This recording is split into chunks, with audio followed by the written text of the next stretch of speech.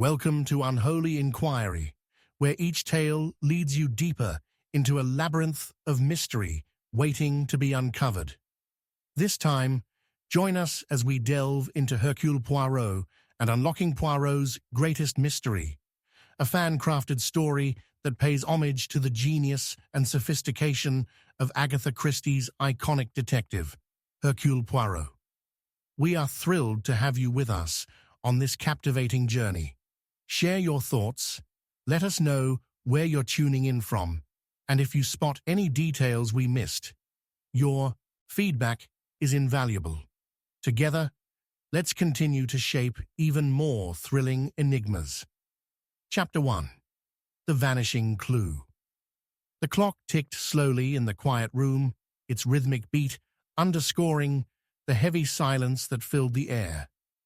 A single candle flickered in the center of the parlor, casting long, wavering shadows against the cold stone walls. The storm outside raged, thunder crackling as if nature itself were warning of the storm within. The sound of footsteps, slow and deliberate, echoed across the hallway. The door creaked open, and then the scream. A woman's voice, sharp and strangled, broke through the stillness. It was high-pitched, filled with terror. In the blink of an eye, Hercule Poirot's hands, as precise as ever, set down his glass of brandy, his eyes narrowing, his mind racing. Without a word, he stood, his immaculate tailored suit unruffled by the chaos surrounding him. There was a momentary stillness as Poirot's gaze swept across the room, his eyes piercing through the tumult, calculating. He had only just arrived at the country estate of Lady Eleanor Marchand, an old friend of his, when the scream shattered the peace of the evening. Now, something had gone terribly wrong.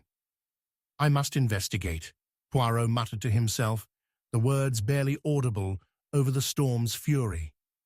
The door to the parlor opened wider. A butler, pale and visibly shaken, rushed in. "Mon Dieu," the man gasped. "The lady, she has been taken." His hands trembled, a letter clutched tightly in his grip.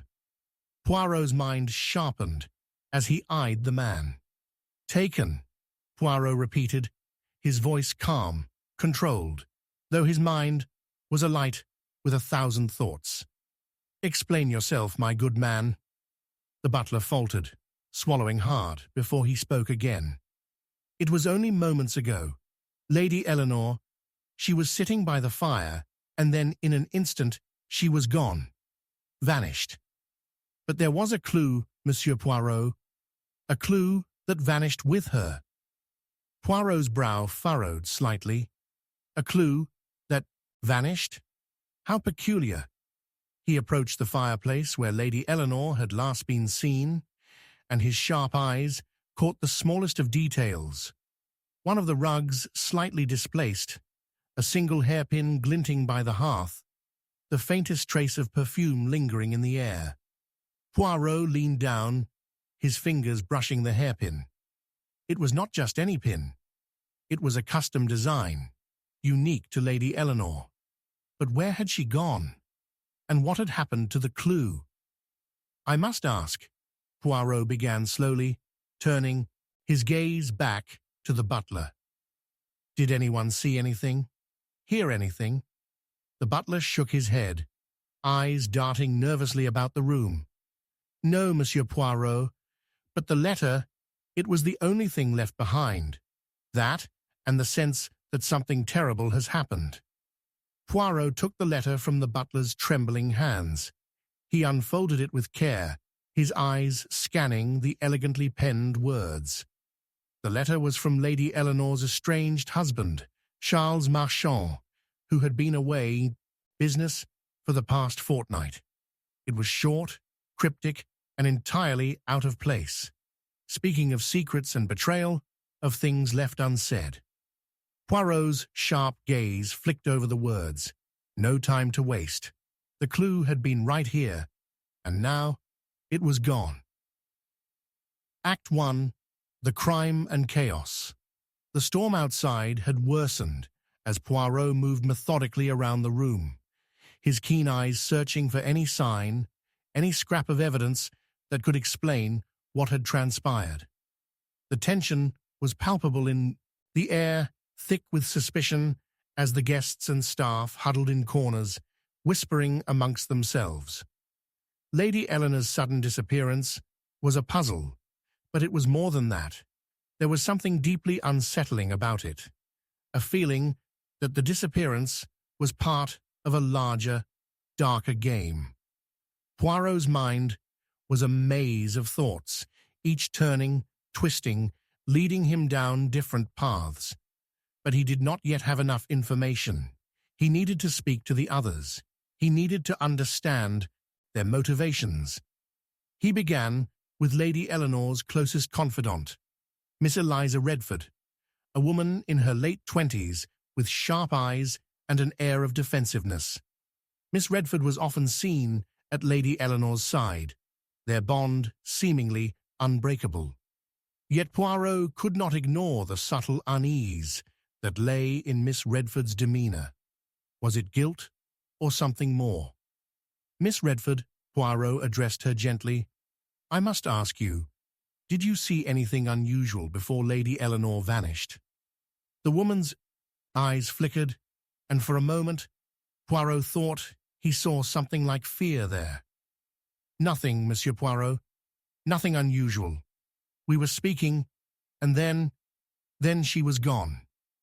Her voice quivered, but Poirot was not convinced. There was something about her delivery that did not sit right. Her eyes darted around, avoiding his gaze as she spoke. Poirot nodded, not letting the discomfort show on his face. And the letter? Do you know of it? At this, Miss Redford froze, her lips parting slightly.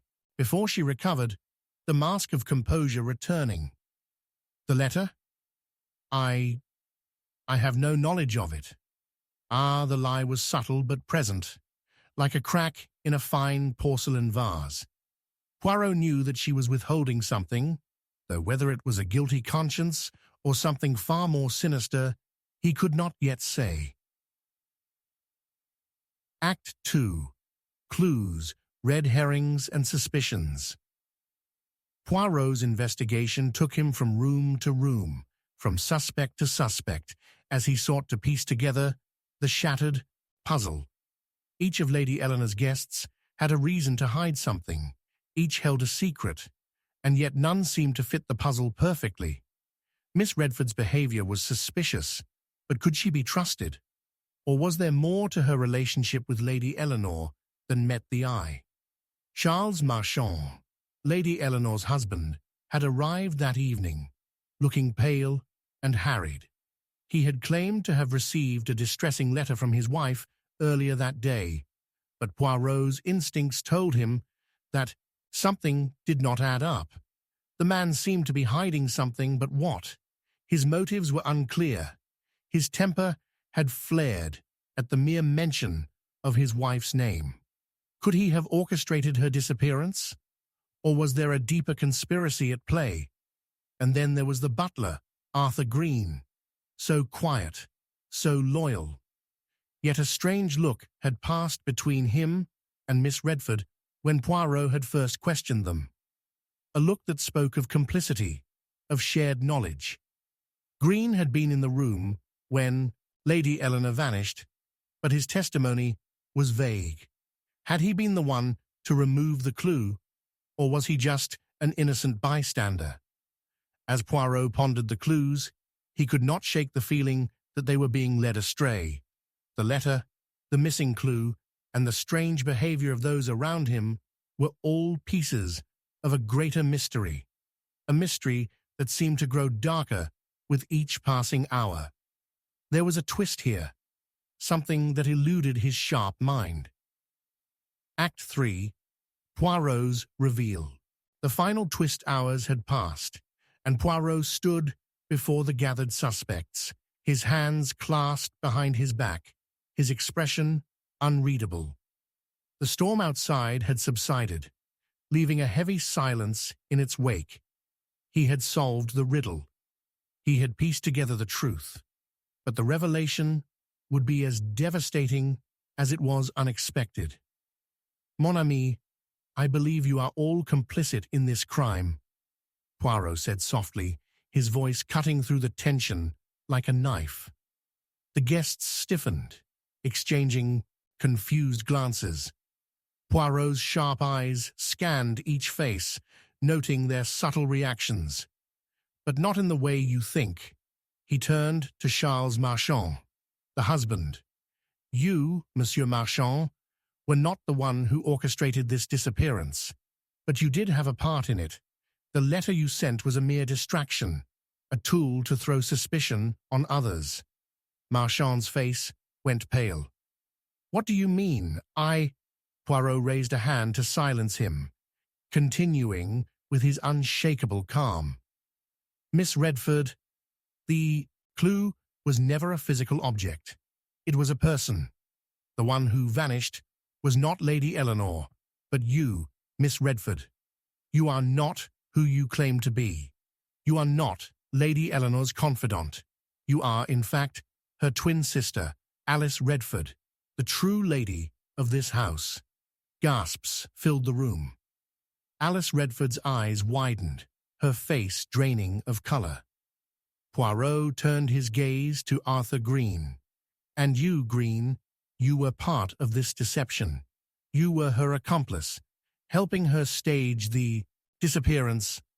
The room fell silent as the truth settled in, heavy and undeniable. The tension that had gripped the group for hours was finally broken. Poirot had revealed the truth. The clue, Poirot said softly, was never a vanishing object, but a vanishing identity.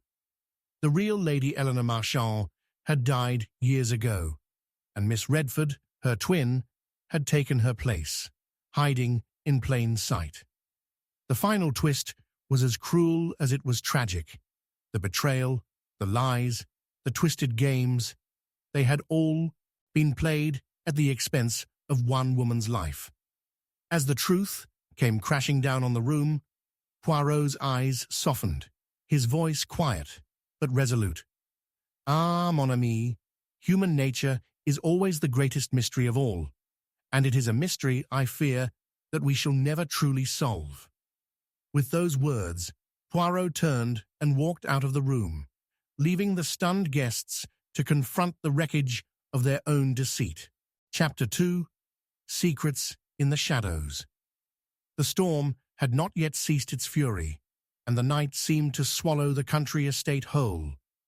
The wind howled like a wailing ghost as it rattled the windows, each gust more insistent than the last. Within the walls of the Grand Marchand house, the atmosphere was thick with tension, heavier than the storm itself. The shadows in the dimly lit hallway seemed to dance and stretch as though the very walls held secrets, secrets that had long been buried but were now clawing their way to the surface. Poirot sat, calm as ever, at the edge of the room, his fingers steepled beneath his chin, eyes closed in concentration. The fire crackled in the hearth, its warmth contrasting sharply with the coldness that had descended upon the house. He had no doubt that Lady Eleanor's disappearance was only the beginning of something far darker. The deeper he dug, the more he realized that the shadows were not just outside, but within the very hearts of those he now found himself surrounded by.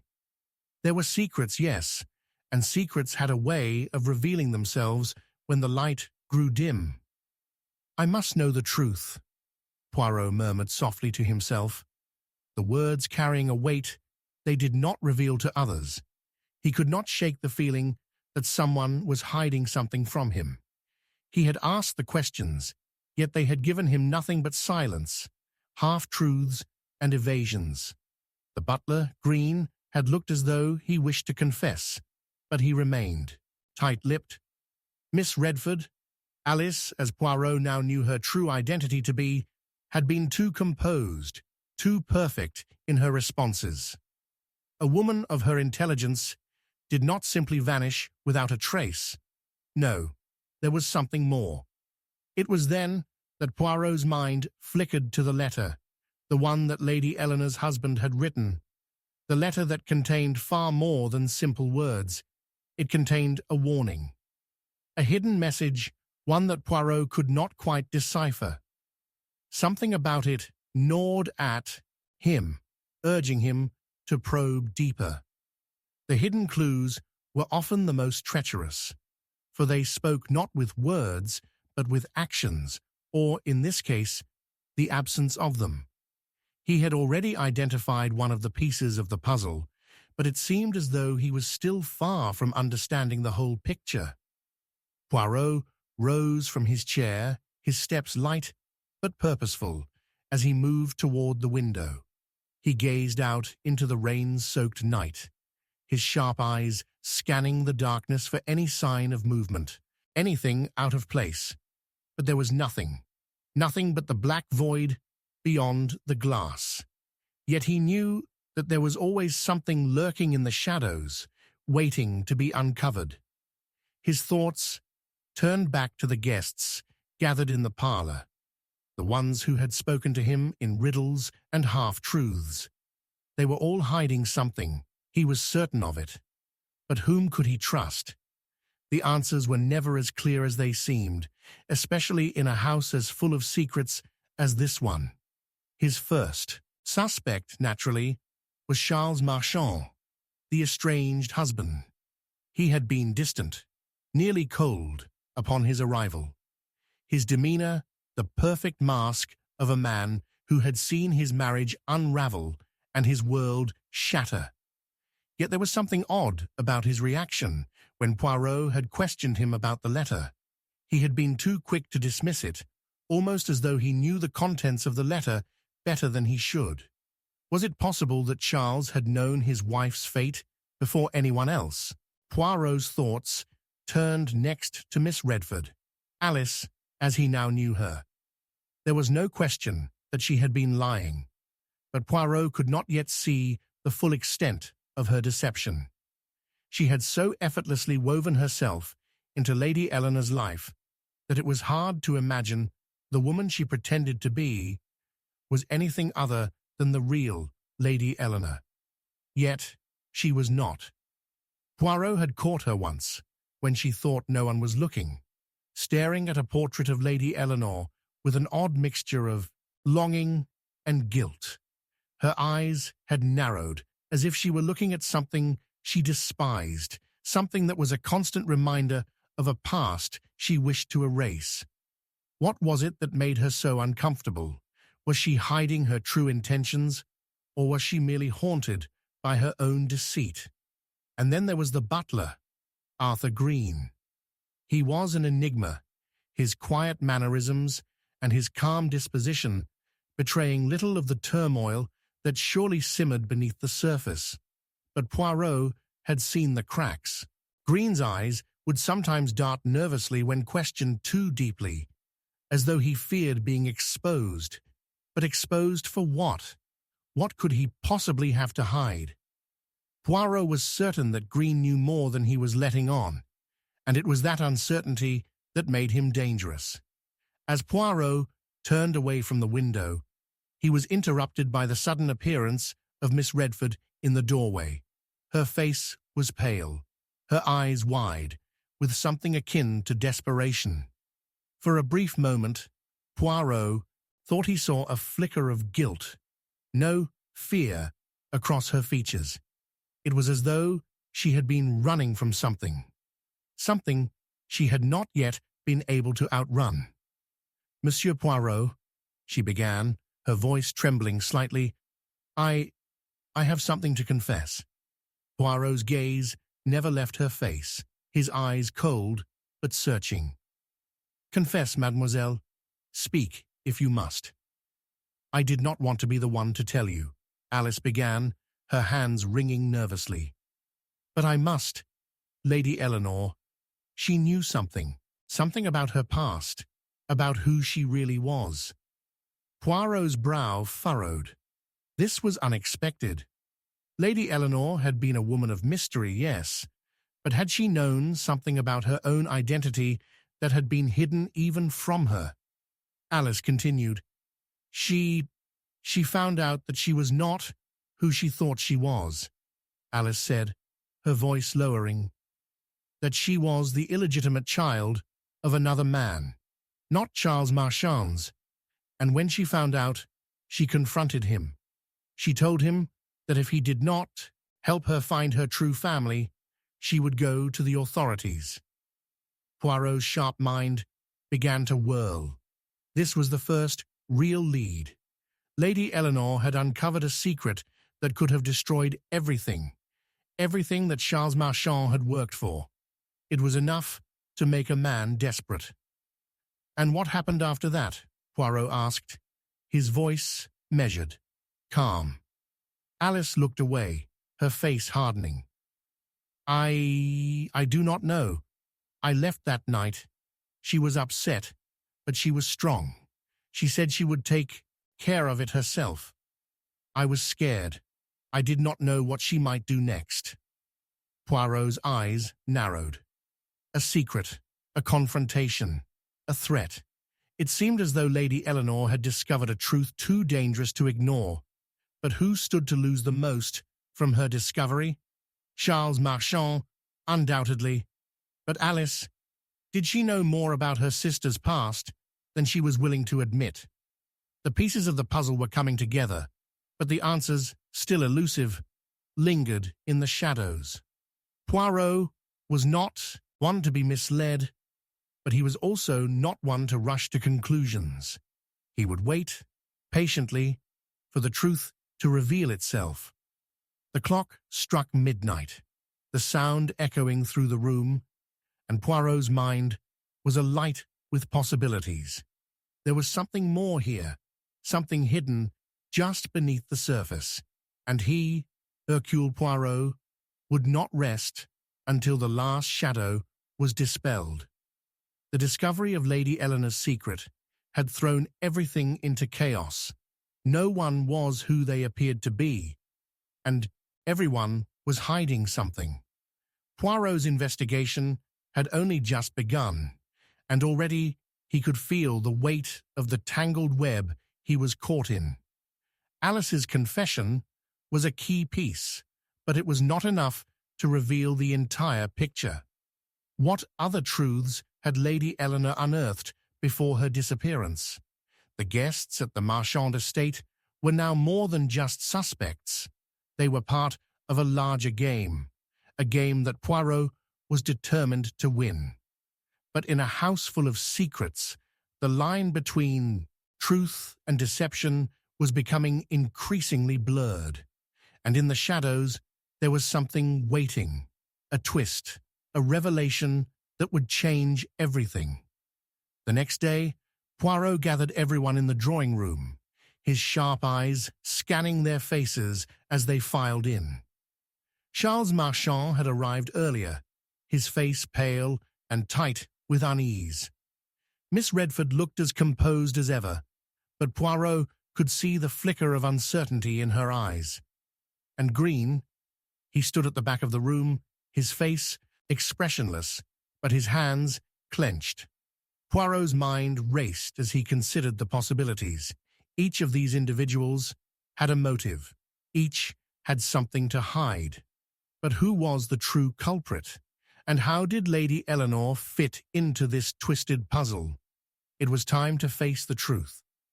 Poirot had gathered the suspects, his voice steady as he addressed them all.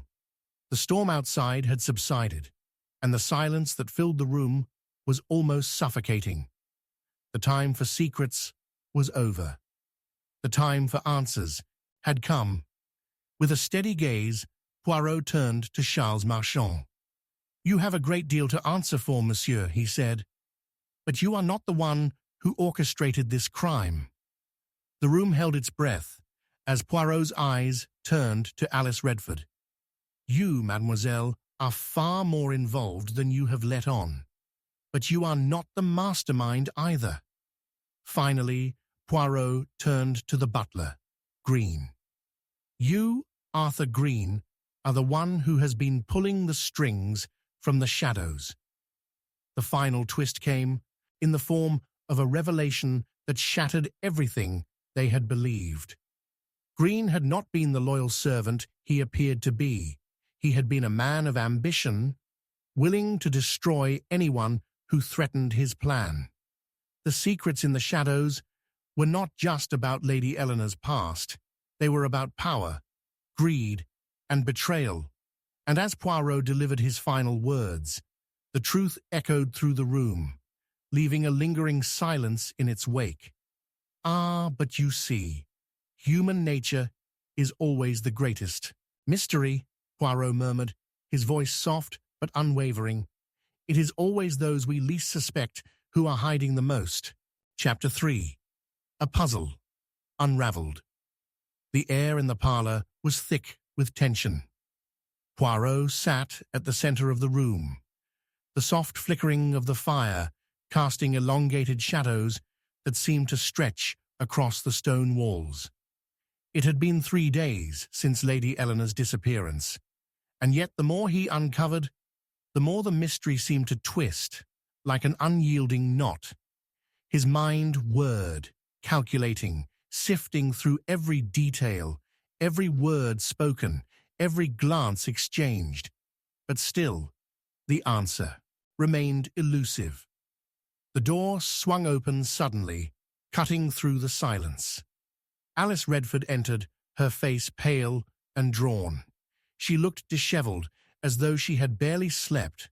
Her eyes were bloodshot, her expression one of quiet desperation. She was a woman on the edge, teetering between grief and guilt.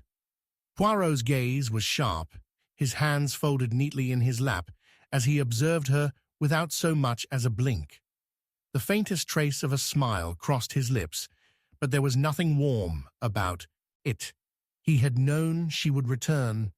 The truth always brought people back, no matter how hard they tried to run from it. "Mon Dieu, Mademoiselle Redford," Poirot spoke in his perfectly measured voice, his accent deliberate but smooth. "You have returned. It seems there is more to this puzzle than meets the eye, n'est-ce pas?" Alice paused, her eyes darting nervously to the side, and then she crossed the room, sitting down across from Poirot. Her posture was stiff, but her trembling hands betrayed her calm facade. She knew she could no longer avoid the truth. I've been thinking," she said, her voice cracking slightly as she spoke.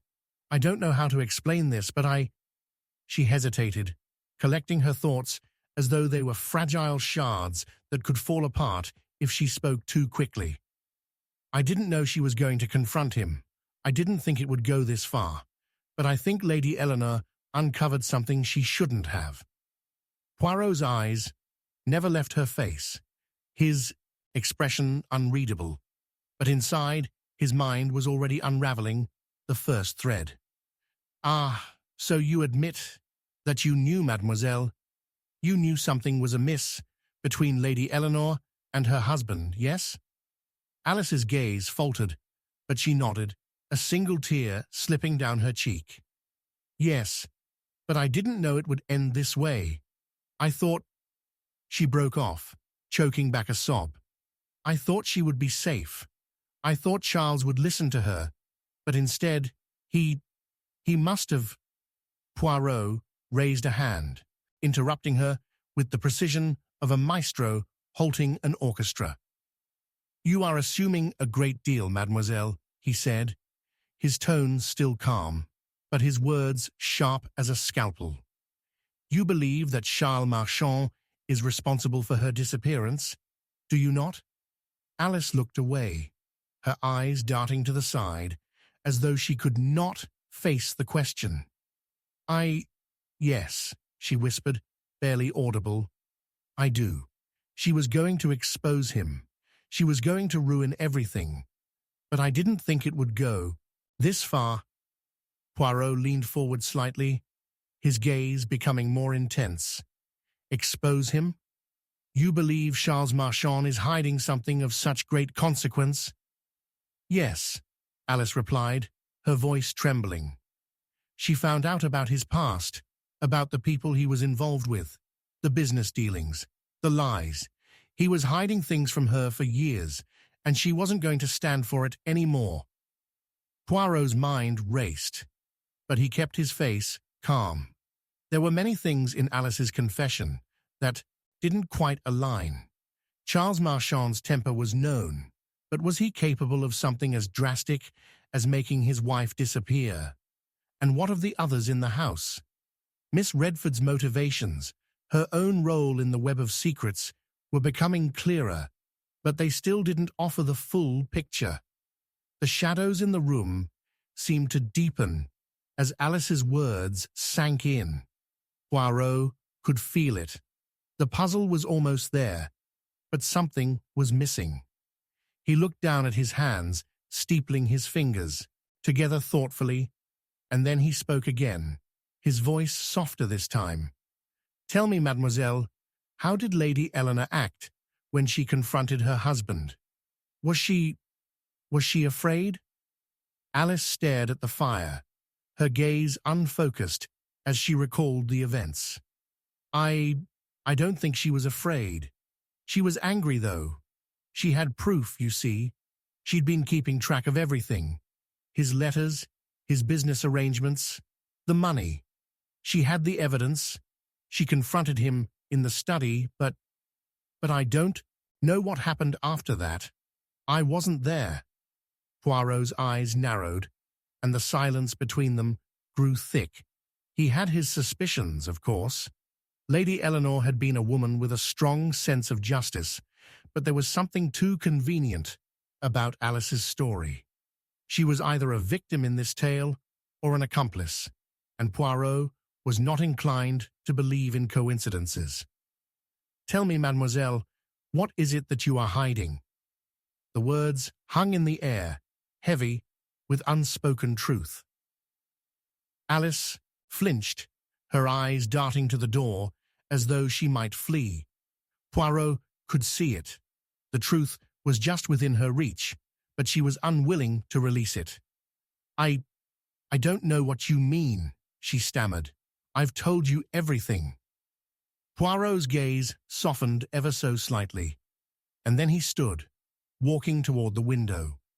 His reflection in the glass was a momentary ghost, fading in and out as the storm raged outside.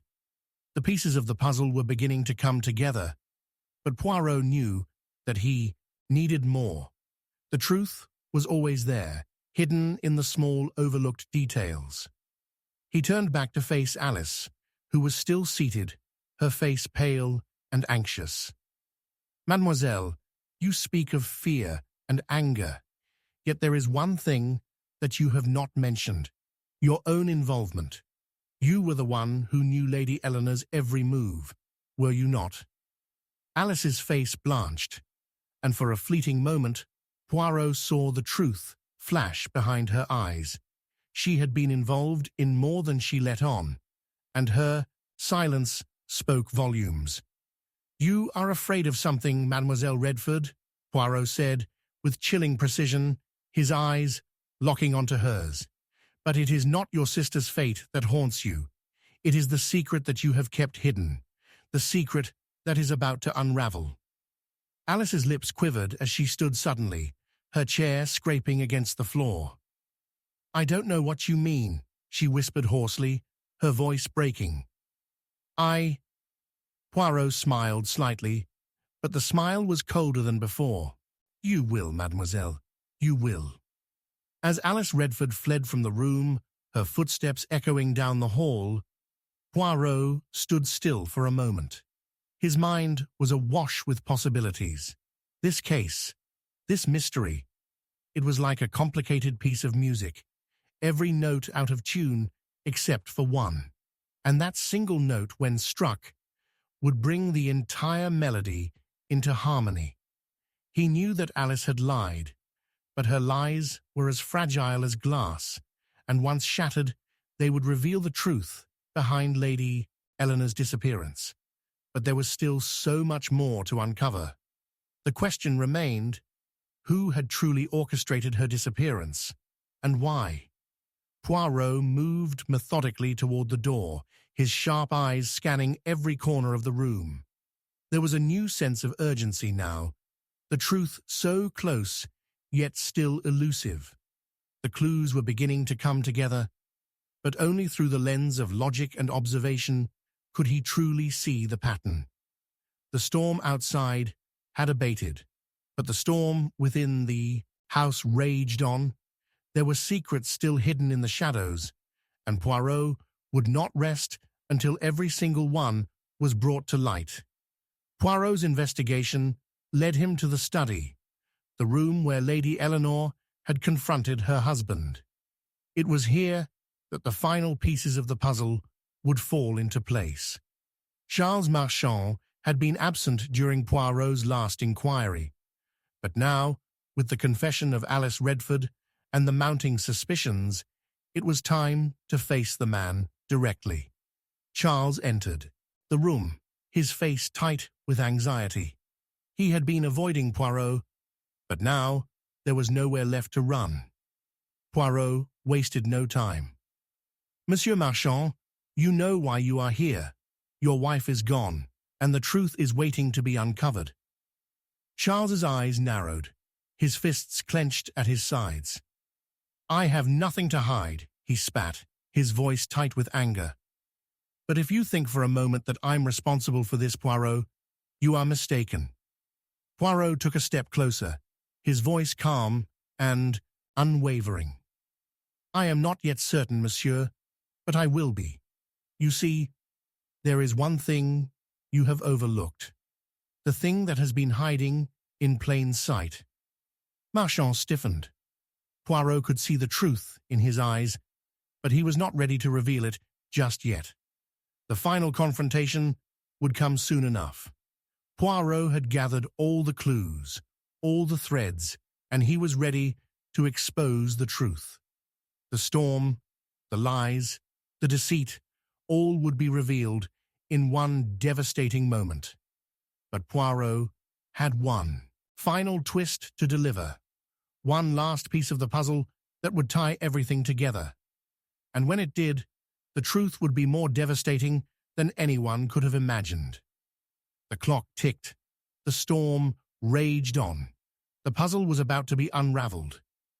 "Ah, but you see," Poirot said softly, his voice carrying through the room, "human nature never changes.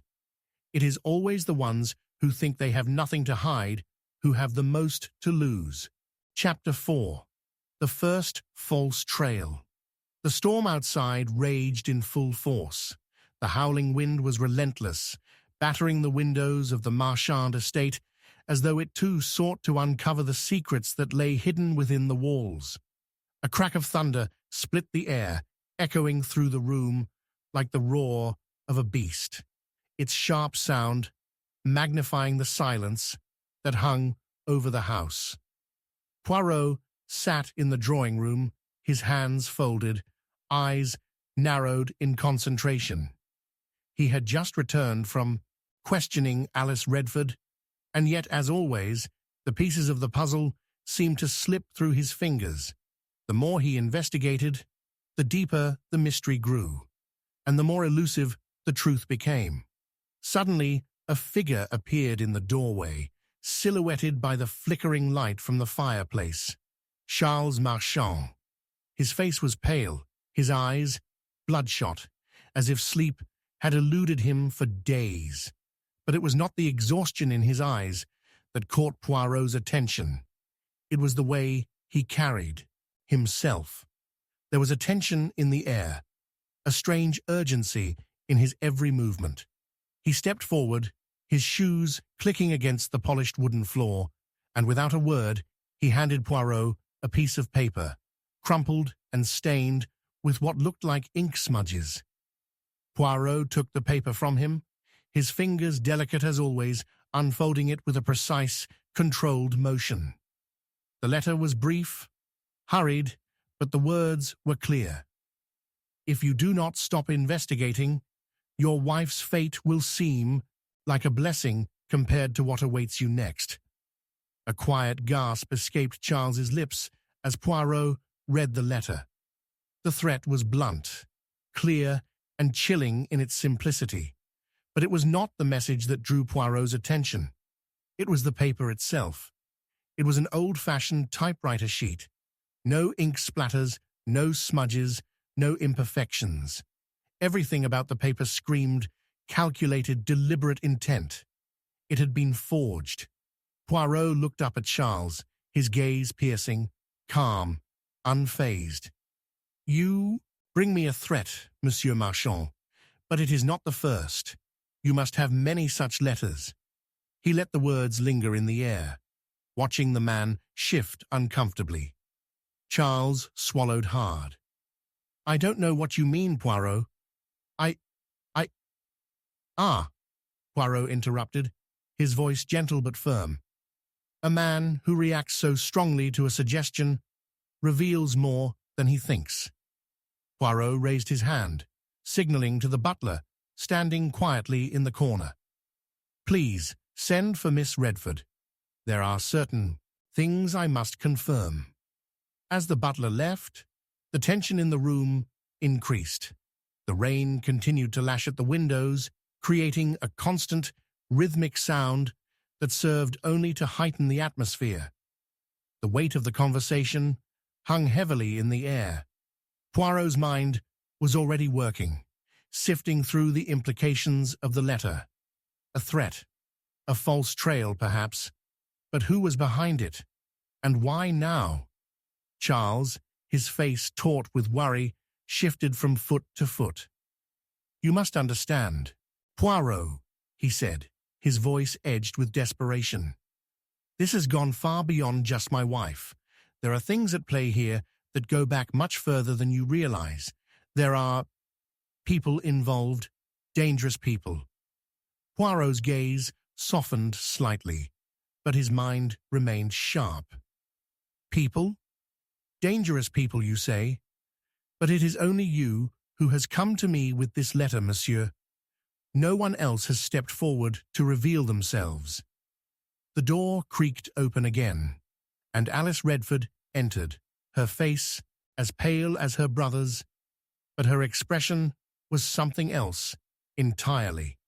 There was a coldness in her eyes, a steely resolve that had not been there before.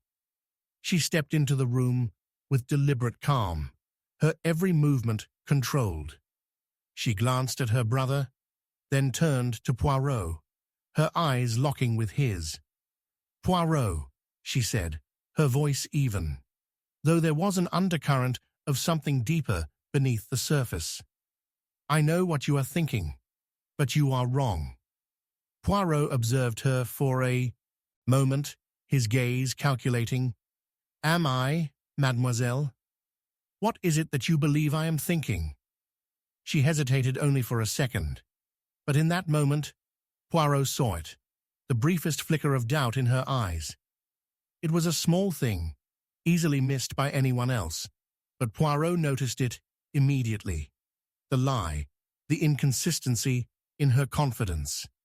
She was hiding something, and the truth was much closer than she realized. "You think I am involved in all of this," Alice said, her voice steady. "But you are mistaken. I've had enough of this game."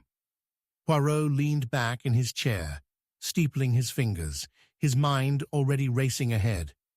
"Ah, a game. But you see, mademoiselle, the pieces have already been laid, and the game is almost over. What remains now is to reveal the true players behind it." Alice's eyes darkened, and Charles stepped forward, his voice now urgent, almost pleading. "Poirot, you need to stop. You don't know what you're dealing with. If you keep pushing, things will get worse, for all of us." Poirot raised an eyebrow. "Worse? How, monsieur?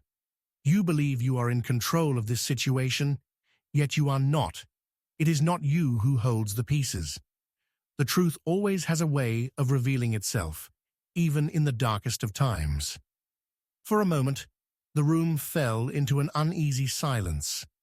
The tension was palpable, thickening the air until it felt as though it might suffocate them all. Poirot's eyes moved from Charles to Alice, then back again, his mind working at a frenetic pace. Something didn't fit. Something about this conversation, this situation. It was too neat, too orchestrated.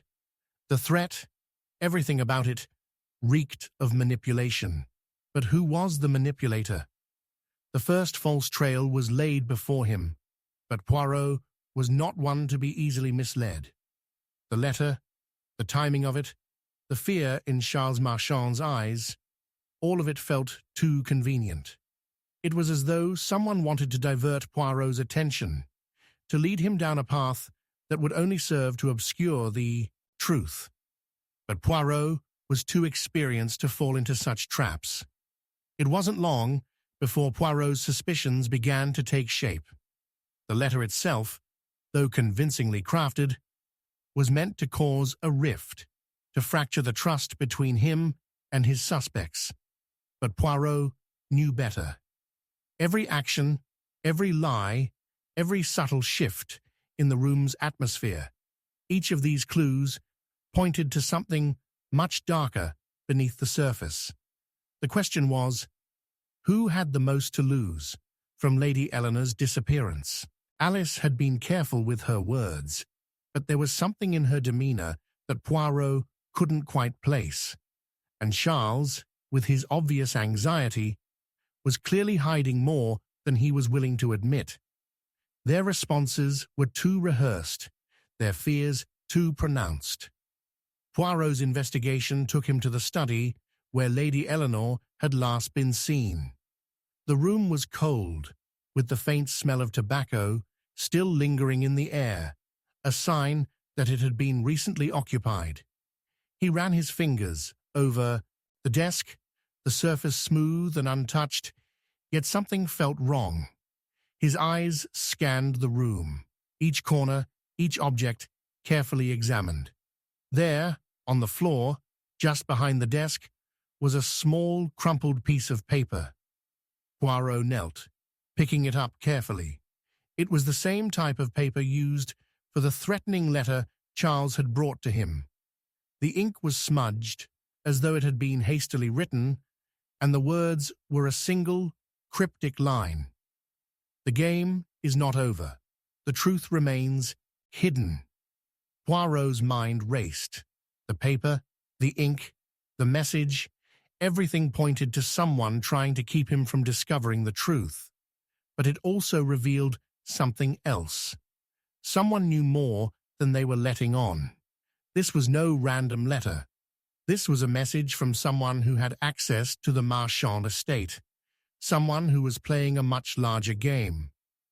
Poirot stood up, a sense of calm settling over him. The false trail had been laid, but now it was time to follow it. He had no intention of letting this lead him astray. The final twist came when Poirot called everyone together in the drawing room. The suspects were assembled, their faces tense, their eyes darting nervously from one to the other. Poirot had all the pieces now. He had followed the false trail, and he had seen through it. The truth was closer than ever. "Ah, you have all played your part, but the game is nearly over," Poirot said, his voice steady, his gaze piercing. "It was you, Monsieur Marchand, who orchestrated the first false trail. But you are not the only one with secrets. And it was you, Mademoiselle Alice, who planted the clue, hoping to throw me off the scent."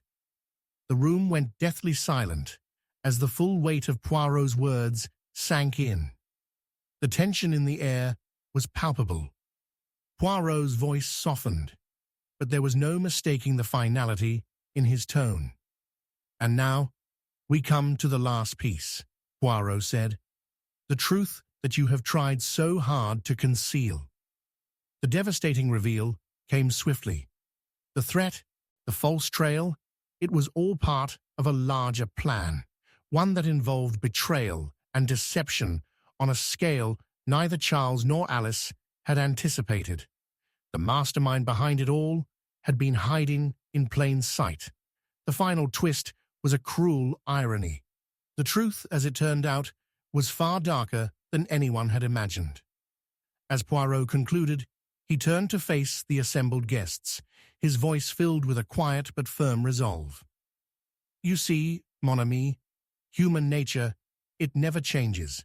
We all play our games, but in the end, the truth always finds its way to the light." With that, Poirot turned and left the room, his mind already racing ahead to the next move in the game. Chapter 5. The Widow's Whisper. The wind screamed through the open windows, rattling the shutters, sending shivers through the room. The mansion felt cold and empty, though it was filled with people, guests, servants, and the lingering presence of tragedy. The firelight flickered in the hearth, casting long, flickering shadows against the walls, but despite its warmth, the chill in the air remained. And then, a voice, soft, trembling, barely above a whisper. It was him. Poirot's eyes snapped to the woman who had spoken. Her eyes were wide with fear, her face pale, lips trembling. The widow, Eleanor Marchand's sister, a woman named Gabrielle, had been conspicuously absent from the events that had unfolded in the past days. But now, in the dimly lit corner of the parlor, her voice had cut through the silence like a blade. Poirot was already moving, his every step deliberate, measured. "Mademoiselle Gabrielle," he said, his voice soft but firm, "you are certain of this?" The widow's eyes flickered to the door as if she feared someone might overhear. She looked down, her hands twisting the hem of her black shawl as though it were a lifeline. I didn't want to believe it, Poirot. I swear I didn't. But now I have seen the signs. There is no other explanation." Poirot took a seat across from her, his eyes never leaving her face, as he always did when faced with a person trying to hide the truth. "What signs, mademoiselle? What is it that you have seen?" Her voice was barely audible now, as if speaking louder might make the truth too real. "The letters," she said, "the ones she received from him. They were threats, not love letters, as I thought. And there were others, things she had found out, things she shouldn't have. It was him, Charles. It had to be."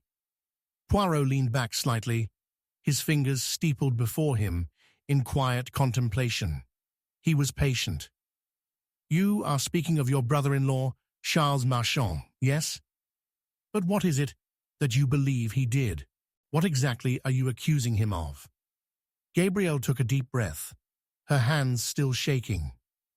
"I don't know all of it, but Lady Eleanor had discovered something about Charles, something terrible, something he couldn't allow anyone to know. And she was going to expose him. She said so herself, just days before she disappeared. She was going to destroy him." Poirot watched her closely, his mind already working. "And you, mademoiselle? What role did you play in this? Surely you must have known. What was happening?" She stiffened slightly, the nervousness in her posture betraying the calm she tried to project. I knew she was planning something, but I didn't think it would lead to this. I never thought it would end like this." Her voice cracked, and she quickly wiped away the tears that had started to form in her eyes. "I don't know what to do, Poirot. I've tried to keep quiet, to stay out of it. But now I fear that it's too late." Poirot studied her with his usual intensity. "It is never too late, mademoiselle. But the truth is a delicate thing, is it not? People lie, they deceive, and yet, if one is patient, the truth will always come to light."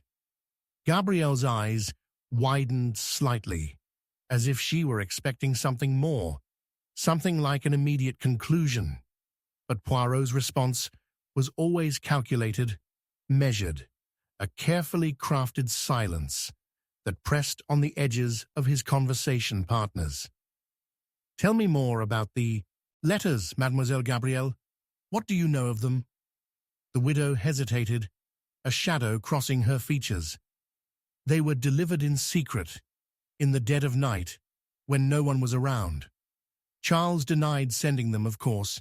He claimed it was nothing more than an expression of anger, something that didn't mean anything. But Lady Eleanor wasn't convinced. She thought he was hiding something." She paused, her voice trembling again. And she was right. Poirot nodded slowly, absorbing the details. "And you, mademoiselle, did you see these letters? Did you read them yourself?" Gabrielle shook her head quickly. "No. I never saw them. But I know what they said. I overheard her talking to Charles once, before she went missing.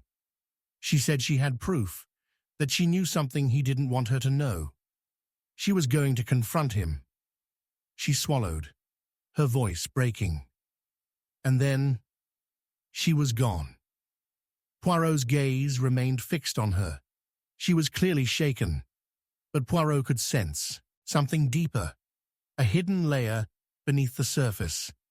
"Mademoiselle Gabrielle, your grief is palpable, but it is also perhaps clouding your judgment. You speak of fear, of secrets, but you yourself remain somewhat secretive. Do you not think that there is more to this than you are revealing?" She froze. The silence that followed was pregnant with tension. Gabrielle's face went pale, as though a ghost had passed through the room, and she quickly averted her gaze.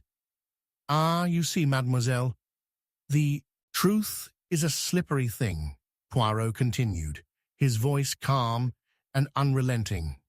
"Sometimes it hides in the smallest of details.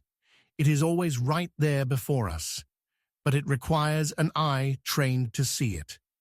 You have seen the letters, yet you speak of them as if they are the key to unlocking this mystery. But you do not truly know their contents, do you? No, Mademoiselle Gabrielle, you are merely speculating, based on your own fears and assumptions."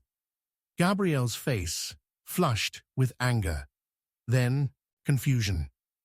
"What are you saying? You think I'm lying?" Poirot stood slowly, his gaze never wavering. "No, mademoiselle, I do not believe you are lying. I believe you are hiding something, a detail that you have not yet revealed. But I will find it. Of that I am certain." The tension in the room was palpable, the air thick with unsaid words and half-truths. Gabrielle had revealed the most critical piece of the puzzle. Lady Eleanor had discovered something about her husband, something so damaging that it had driven her to the brink of confrontation. And yet, the letters, the proof that she had found, where were they now? Why was it that no one had seen them? Poirot's mind raced. The motives were clear.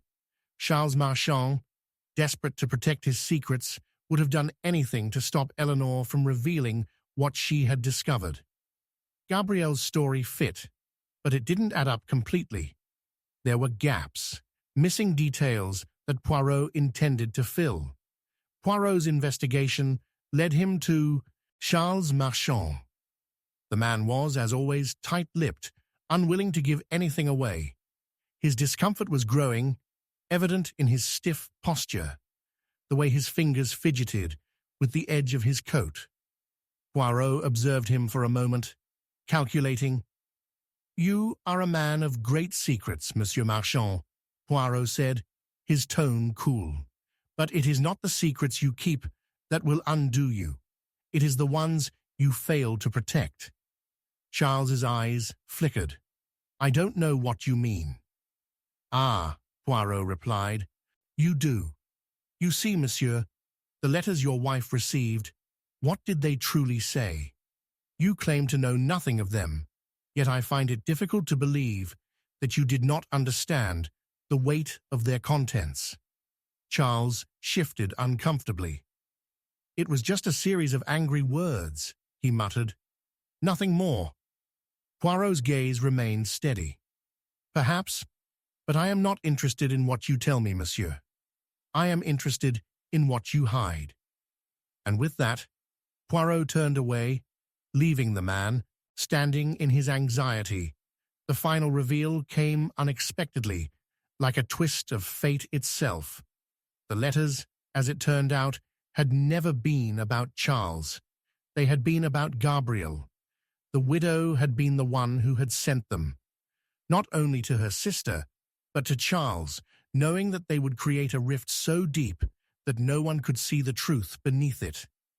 It had been Gabrielle all along, her grief, her jealousy over Eleanor's success, and her own unspoken desire for the family's wealth. She had plotted everything, using her sister's marriage as a pawn in a larger game of manipulation.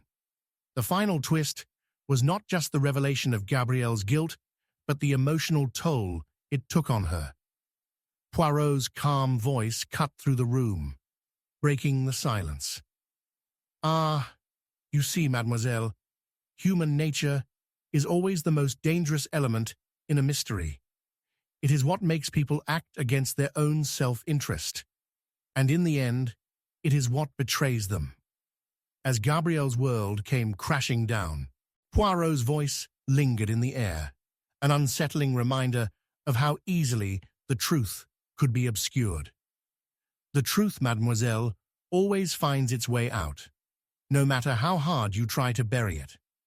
And with that, Poirot turned, leaving the widow to her fate, knowing that justice, though late, had arrived at last.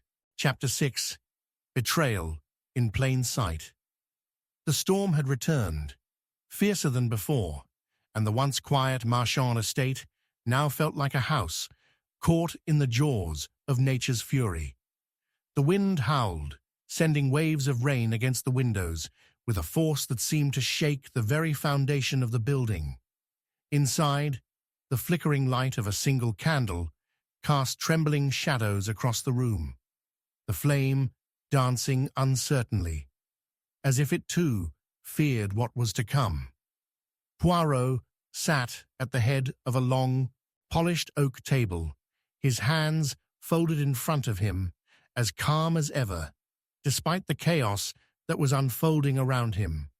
He had called together all those who had remained in the house: Charles Marchand, Alice Redford, Gabrielle Marchand, and the others who had been caught in the web of Lady Eleanor's disappearance. The time had come for the final truths to be uncovered. The room was tense. The air was thick with the weight of secrets, each person sitting in silence, eyes cast down, avoiding each other's gaze. Poirot could feel it, the simmering unease, the fear that something was about to break. The storm outside seemed almost symbolic, as though nature itself was trying to warn them of the storm of revelation that was about to engulf them. As Poirot's eyes swept across the room, they came to rest on Gabrielle Marchand, the widow. She was seated in a shadowed corner, her hands clasped tightly in her lap, her face a study of sadness, yet there was a glimmer in her eyes, something more than grief. It was the glimmer of guilt, the smallest spark of something dark that she was trying desperately to conceal. Poirot could see it, though no one else had. It was then that the door opened slowly, and Charles Marchand entered, his expression strained. He looked worn, his eyes red, as though he hadn't slept in days. His presence made the tension in the room thick enough to cut with a knife. He glanced briefly at Gabrielle, then turned his gaze to Poirot, his jaw tightening. Without a word, he took his place at the table. Poirot's gaze remained fixed on him for a moment before he spoke, his voice calm and precise. "Monsieur Marchand," Poirot began, his tone cutting through the silence like a knife. "You have been hiding the truth from me, all of you have, but now it is time for this charade to end." Charles shifted in his seat, his eyes narrowing. "What do you mean, Poirot?" His voice was strained, as though the weight of the accusation was too much to bear. "I've told you everything I know."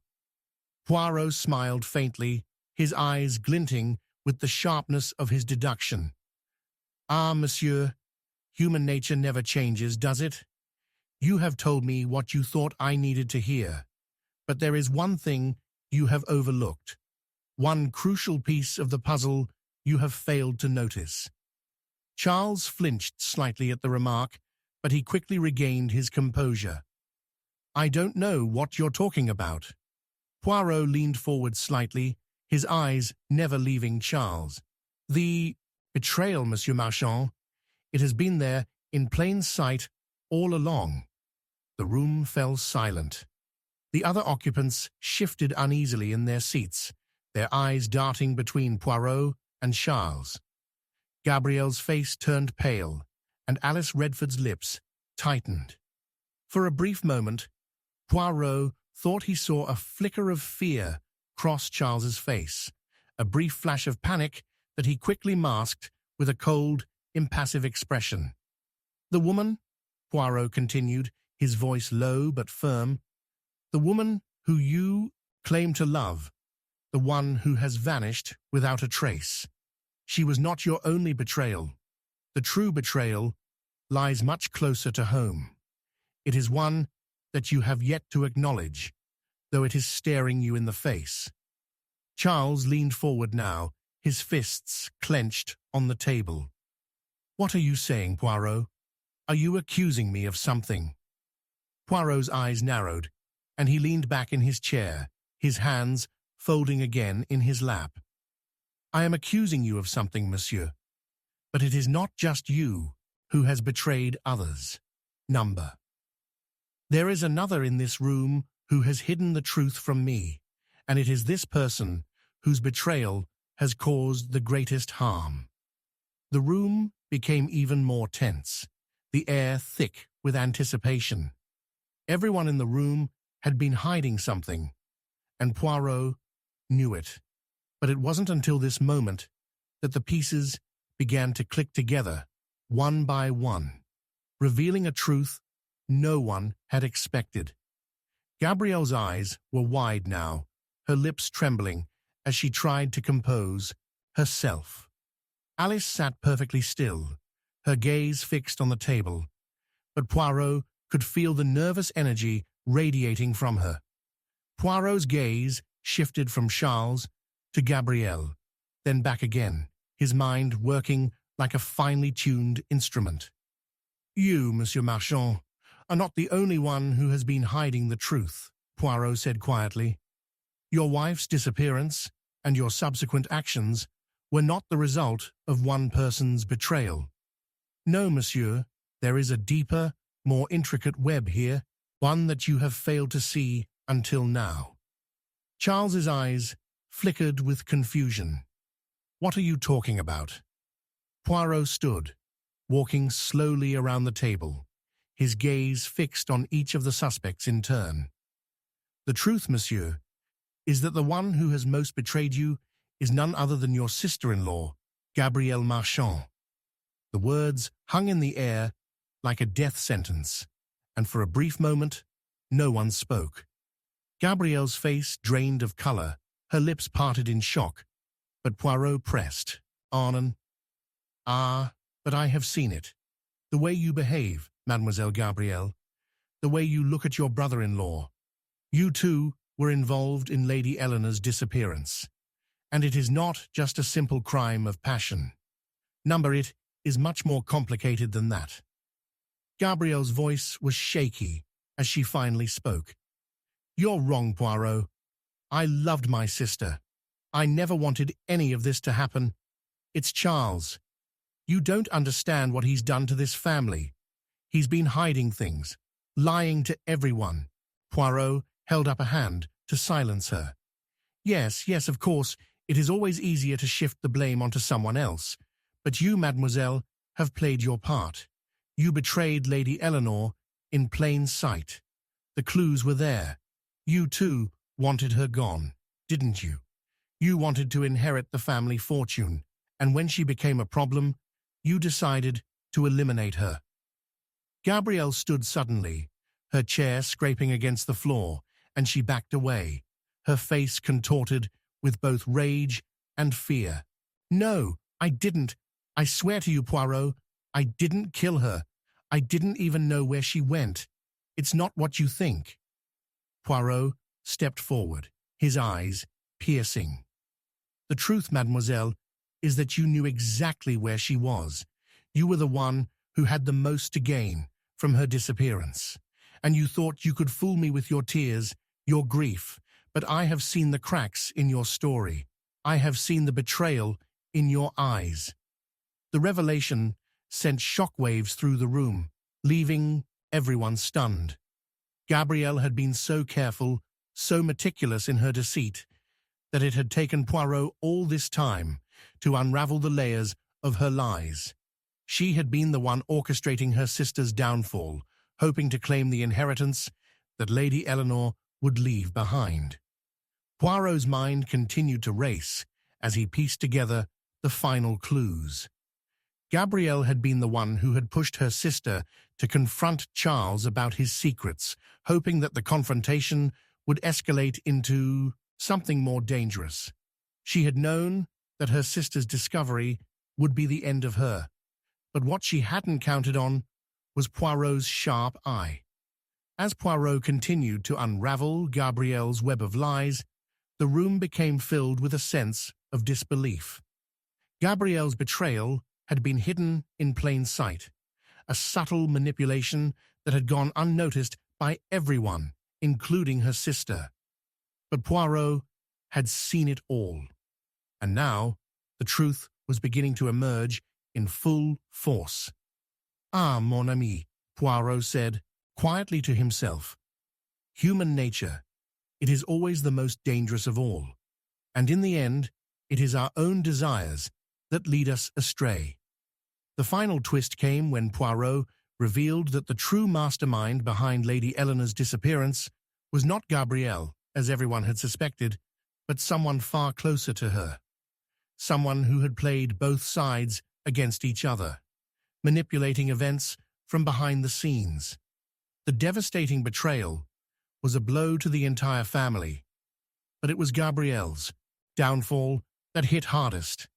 In the end, her desire for wealth and power had driven her to betray the only family she had left. "Ah," Poirot murmured, his voice a mix of pity and regret. "It is always those who are closest to us who are capable of the greatest betrayals." As Gabrielle was led away, Poirot turned to face the remaining suspects. The storm had passed, but the wreckage of the truth remained. And as always, Poirot would move on, knowing that justice had been served, though the cost had been great. The last words he spoke to the group before he left were simple, yet haunting. "The greatest betrayal, mes amis, is the one we commit against ourselves." Chapter 7. The Mysterious Stranger. The clock struck midnight. A sharp, sudden knock on the door shattered the fragile silence that had settled over the mansion. The guests, tense with the weight of the secrets they had been keeping, froze in place. A cold gust of wind followed, seeping through the cracks in the door, carrying with it a palpable sense of foreboding. Poirot's sharp eyes narrowed. His instincts flared. In that moment, he knew something had changed. Something was about to be revealed. The door opened, and there stood a figure. A man, dressed in a dark coat, his face obscured by the brim of his hat. He was tall, broad-shouldered, his posture almost military. "Mon Dieu," muttered one of the guests, his voice tinged with fear. "Who is he?" Poirot's gaze never wavered. He studied the man's every move, his every breath. The stranger didn't speak immediately, his presence alone heavy with significance. The room, once filled with the tension of unspoken accusations and fears, now seemed charged with something darker. Poirot stood from his seat, his movements measured, graceful.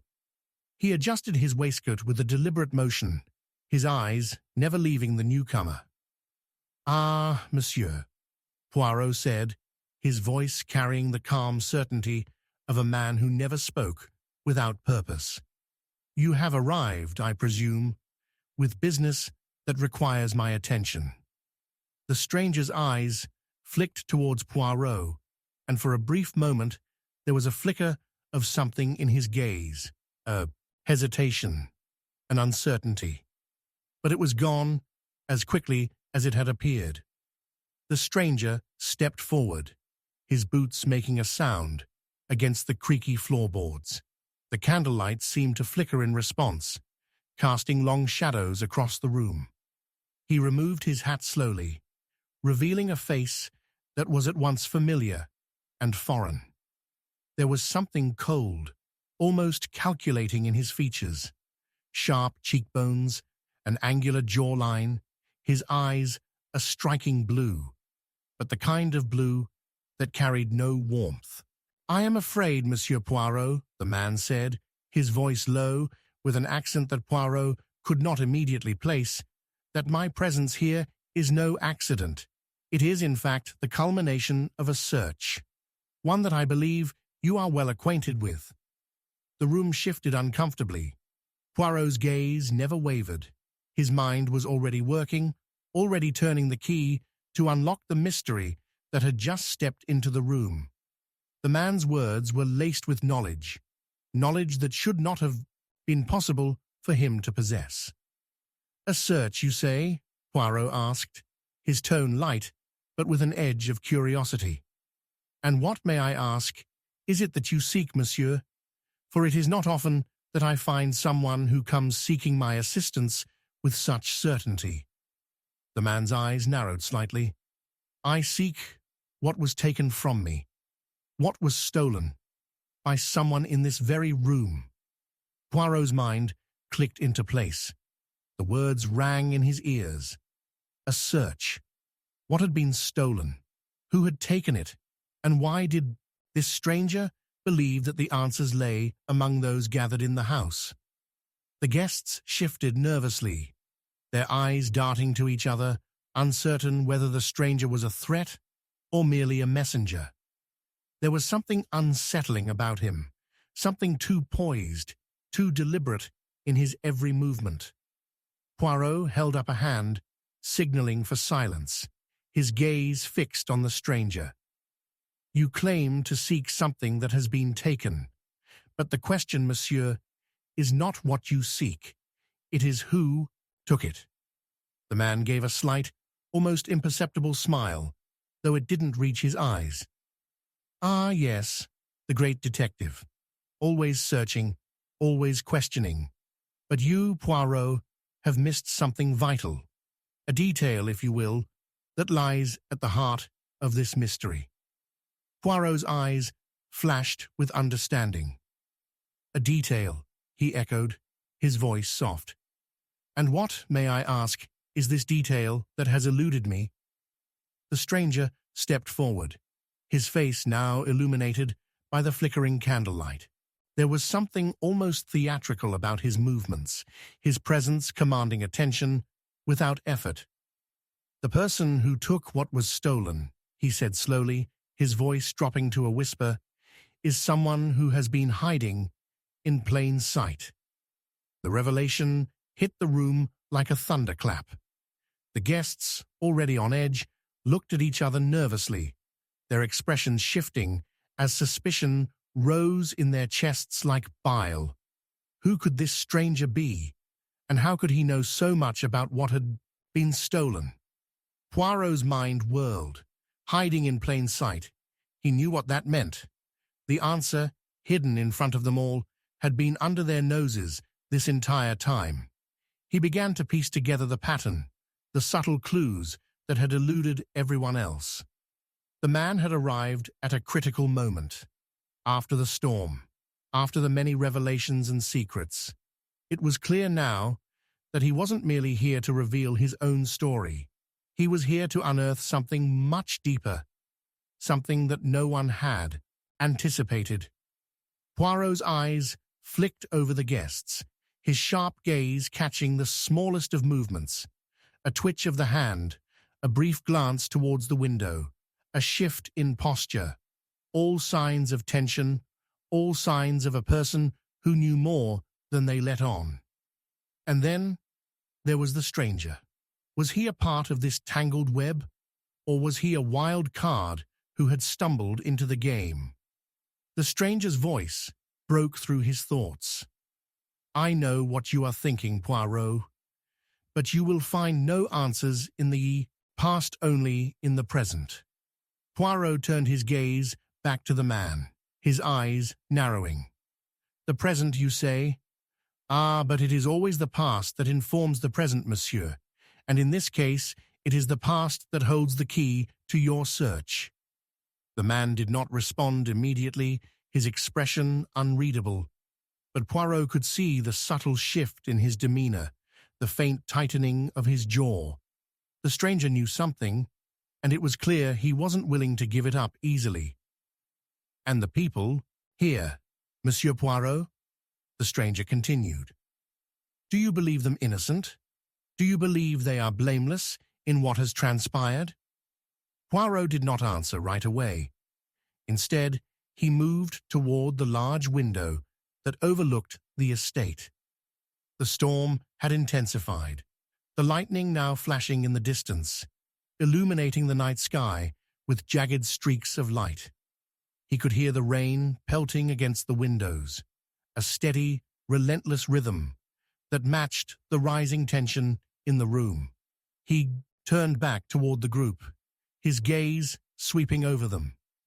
His eyes lingered for a moment longer on Gabrielle Marchand, then on Alice Redford, both women seemingly deep in their thoughts. The others were less composed. Charles Marchand appeared to be sweating, his fingers twitching restlessly, while the butler, Green, stood at attention by the door, his face unreadable. Poirot's voice was calm, but filled with purpose as he spoke. "It is not innocence that I seek, monsieur. I seek the truth, and truth, like the light of the storm, will reveal itself to those who are patient enough to see." The revelation that the culprit was hiding in plain sight sent ripples of suspicion throughout the group. Who among them was the person Poirot suspected? And how could the stranger know so much about the theft? Poirot's sharp mind turned over the facts, analyzing the guests in the room. Gabrielle's coldness had been noted earlier, but her grief appeared genuine. Alice, too, had a troubled history with her sister, but had she truly been capable of such a thing? The others were less certain, but each of them harbored their own secrets. And then there was the stranger.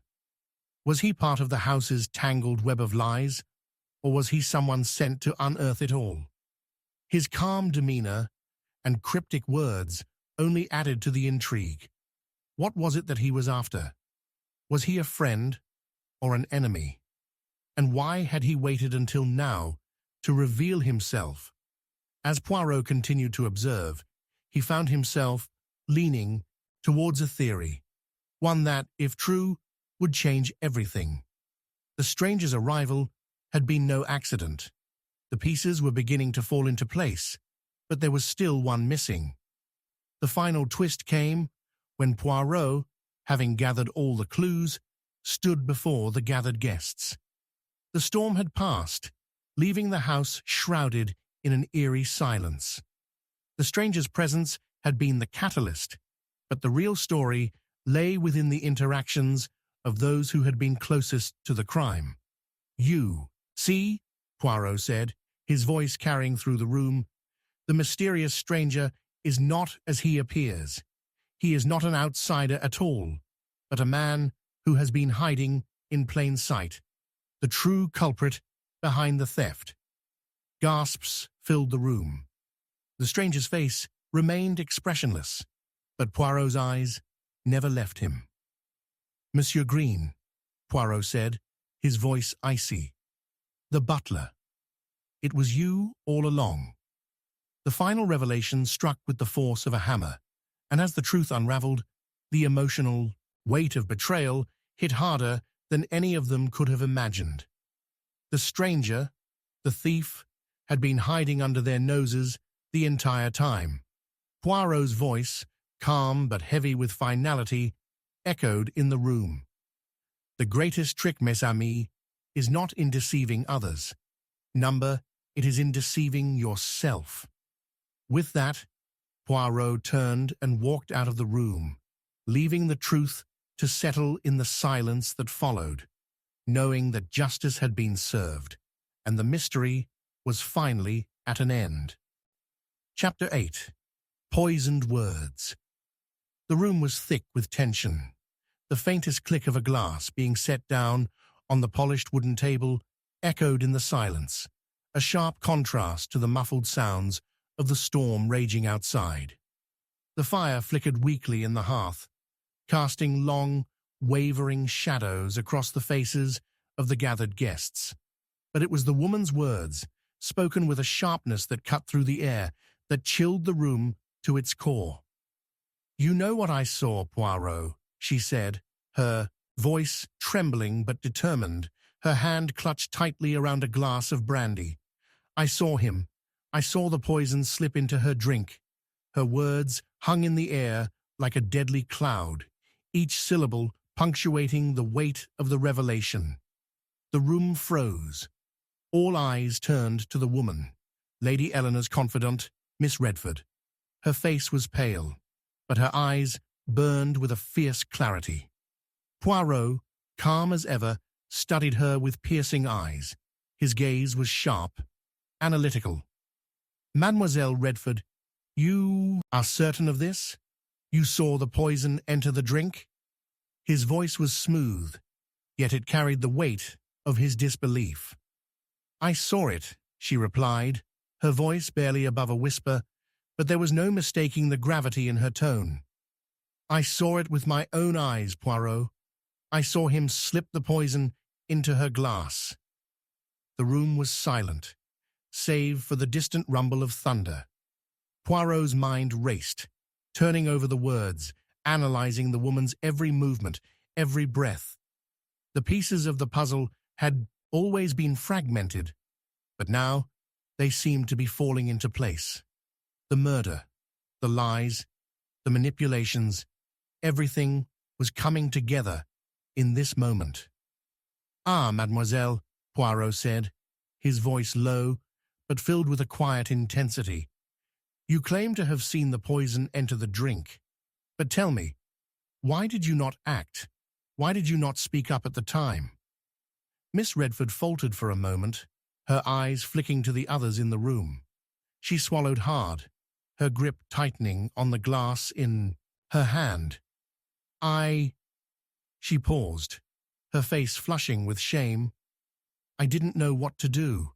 I thought it would be too late. She was already gone when I realized what had happened." Poirot leaned forward slightly, his gaze never leaving her face. "You thought it would be too late? Mademoiselle, you must understand that every moment matters in a case such as this. The smallest detail, the slightest action, could change everything. And yet, you chose to remain silent." Miss Redford's lips quivered. She looked down, her eyes filling with tears. "I couldn't. I was afraid," she whispered, her voice breaking. Poirot's eyes softened, but his mind was already processing the implications. Fear. Fear was the motivator here, but what kind of fear? Was it a fear of retribution, or a fear of something deeper, something that tied her to the crime in a way she was reluctant to admit? His suspicions were rising, but he held his thoughts in check for the moment. There was more to this story than met the eye. "Very well, mademoiselle," Poirot said, his voice regaining its usual calm precision. "Tell me everything you saw. Do not hold back, for I assure you, there is no room for secrets here. Not anymore." Miss Redford's account was chilling in its simplicity. She described a quiet dinner. The evening Lady Eleanor had been found dead. The guests had been laughing, chatting, unaware of the impending tragedy that was about to unfold. But Miss Redford, as she claimed, had seen it all. She had seen the man, Charles Marchand, slip a small vial of poison into the wine that Lady Eleanor had been drinking. Poirot listened carefully, every word being absorbed, processed, and compared to the facts he already knew. Charles Marchand, the husband, had always been a man of questionable character. His motives had been unclear from the very beginning, and now they seemed even more tangled. Had he truly murdered his wife in cold blood, or was there more to this story than simple revenge? "And you are certain it was Charles?" Poirot asked, his voice smooth, probing. "You saw his hand? You saw the vial?" Miss Redford nodded, her eyes locked on the floor. "Yes, I'm sure of it. I saw him. It was only for a moment, but I saw him pour something into her drink. I thought it was just a mistake, a bad joke. But then she took the drink and—" Her voice faltered. Poirot studied her for a long moment, his eyes narrowing. "And yet you did not say a word until now. Why, mademoiselle? Why did you wait?" Miss Redford looked up at him, her eyes filled with tears. "I was afraid. He would have killed me too. You don't understand. He's dangerous. He has always been dangerous. But I didn't want to be part of it. I didn't want to be involved in something so awful." Poirot nodded slowly, processing the information. His mind was already running through the possibilities, unraveling the story behind the poisoned words. The timing of it all was critical. The poison, the silence, the delay, all of it spoke of a calculated plan. But who stood to gain the most from Lady Eleanor's death? Charles Marchand was the obvious suspect. He had been the one with the most to lose after all. But was he the only one? Poirot knew better than to assume too quickly. There were other players in this game, other people whose motivations were far murkier than they appeared. Poirot's investigation took him deeper into the lives of those around Lady Eleanor. He began with Charles Marchand, the husband. But Charles proved to be a more elusive character than he had initially believed. Charles was evasive, his answers vague, his demeanor cold. He was a man who had been hiding something, and Poirot could see it in the way he responded to the questions. But was Charles the murderer, or was he merely a man caught in a web of his own lies? "Why would you kill her, monsieur?" Poirot asked, his voice cutting through the tension. "What was it that drove you to such an extreme action?" Charles hesitated, his gaze flicking nervously around the room. "I didn't kill her. I loved her," he said, his voice rising slightly. "I didn't want her dead." Poirot studied him carefully. "You loved her?" he asked softly. "Then why, monsieur, would you betray her in such a way?" Charles's face darkened. "I didn't betray her. You don't know anything. You don't know what she was like, what she was planning." Poirot's mind worked quickly, connecting the dots. "What was she planning, monsieur? What was it that Lady Eleanor discovered that threatened your marriage, your life?" Charles looked away, his jaw clenched. "She was going to expose me," he said, his voice barely above a whisper. "She knew about the debts, about the business deals I had hidden from her. She was going to ruin me." Poirot's eyes gleamed with understanding. "So you had something to lose. But was that enough to drive you to murder?" Charles fell silent, his lips pressed tight together, refusing to speak further. Poirot knew that this was not the truth, not the whole truth, but it was a piece of the puzzle, one that pointed to a deeper, more dangerous game. And then there was Alice Redford, the sister. She had been quiet throughout most of the investigation, but Poirot could sense the turmoil beneath her composed exterior. She had seemed so innocent at first, but now the suspicion that had been lingering in the back of his mind began to solidify. Alice's behavior had been strange.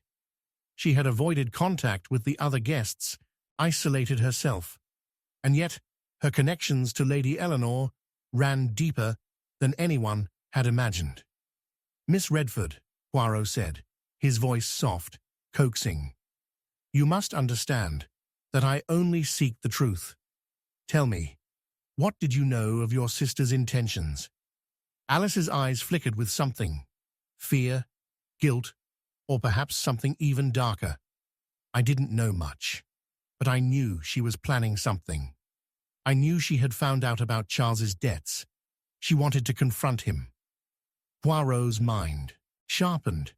"And you knew this? You knew that she was going to expose your brother-in-law's secrets?" Alice nodded slowly, her hands clasped tightly in her lap.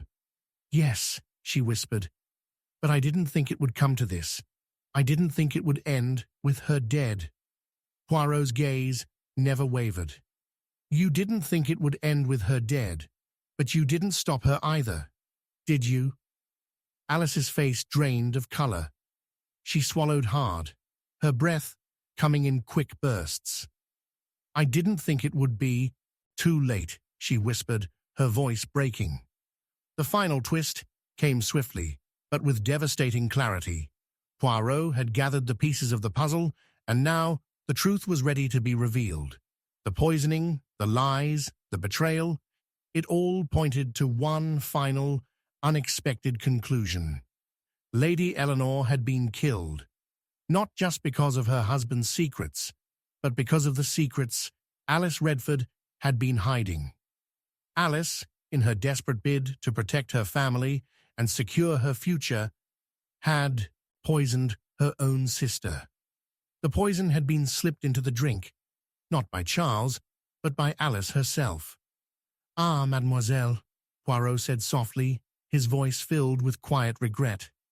"The truth is always so simple, once it is revealed. It was you who betrayed your sister, and it was you who poisoned her words, even as you poisoned her drink." Alice collapsed into the chair, her face pale with horror and guilt. The weight of her actions was too much to bear. The truth, once hidden in silence, now stood exposed for all to see. Poirot turned to the others in the room, his gaze sweeping over them one last time. "You see, mon ami, it is not always the one who appears most guilty who is the true culprit. It is the one who hides their intentions most carefully."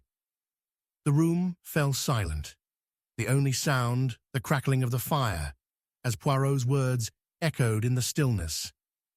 "The truth, mes amis, is always the most poisonous of all," he said softly, before turning and leaving the room, his work done. The case had been solved, and justice at last had been served. Chapter 9. The Hidden Letter. The candlelight flickered violently, casting sharp, erratic shadows on the stone walls of the small study. A breathless hush filled the air. The tension was almost tangible, like the quiet before a storm.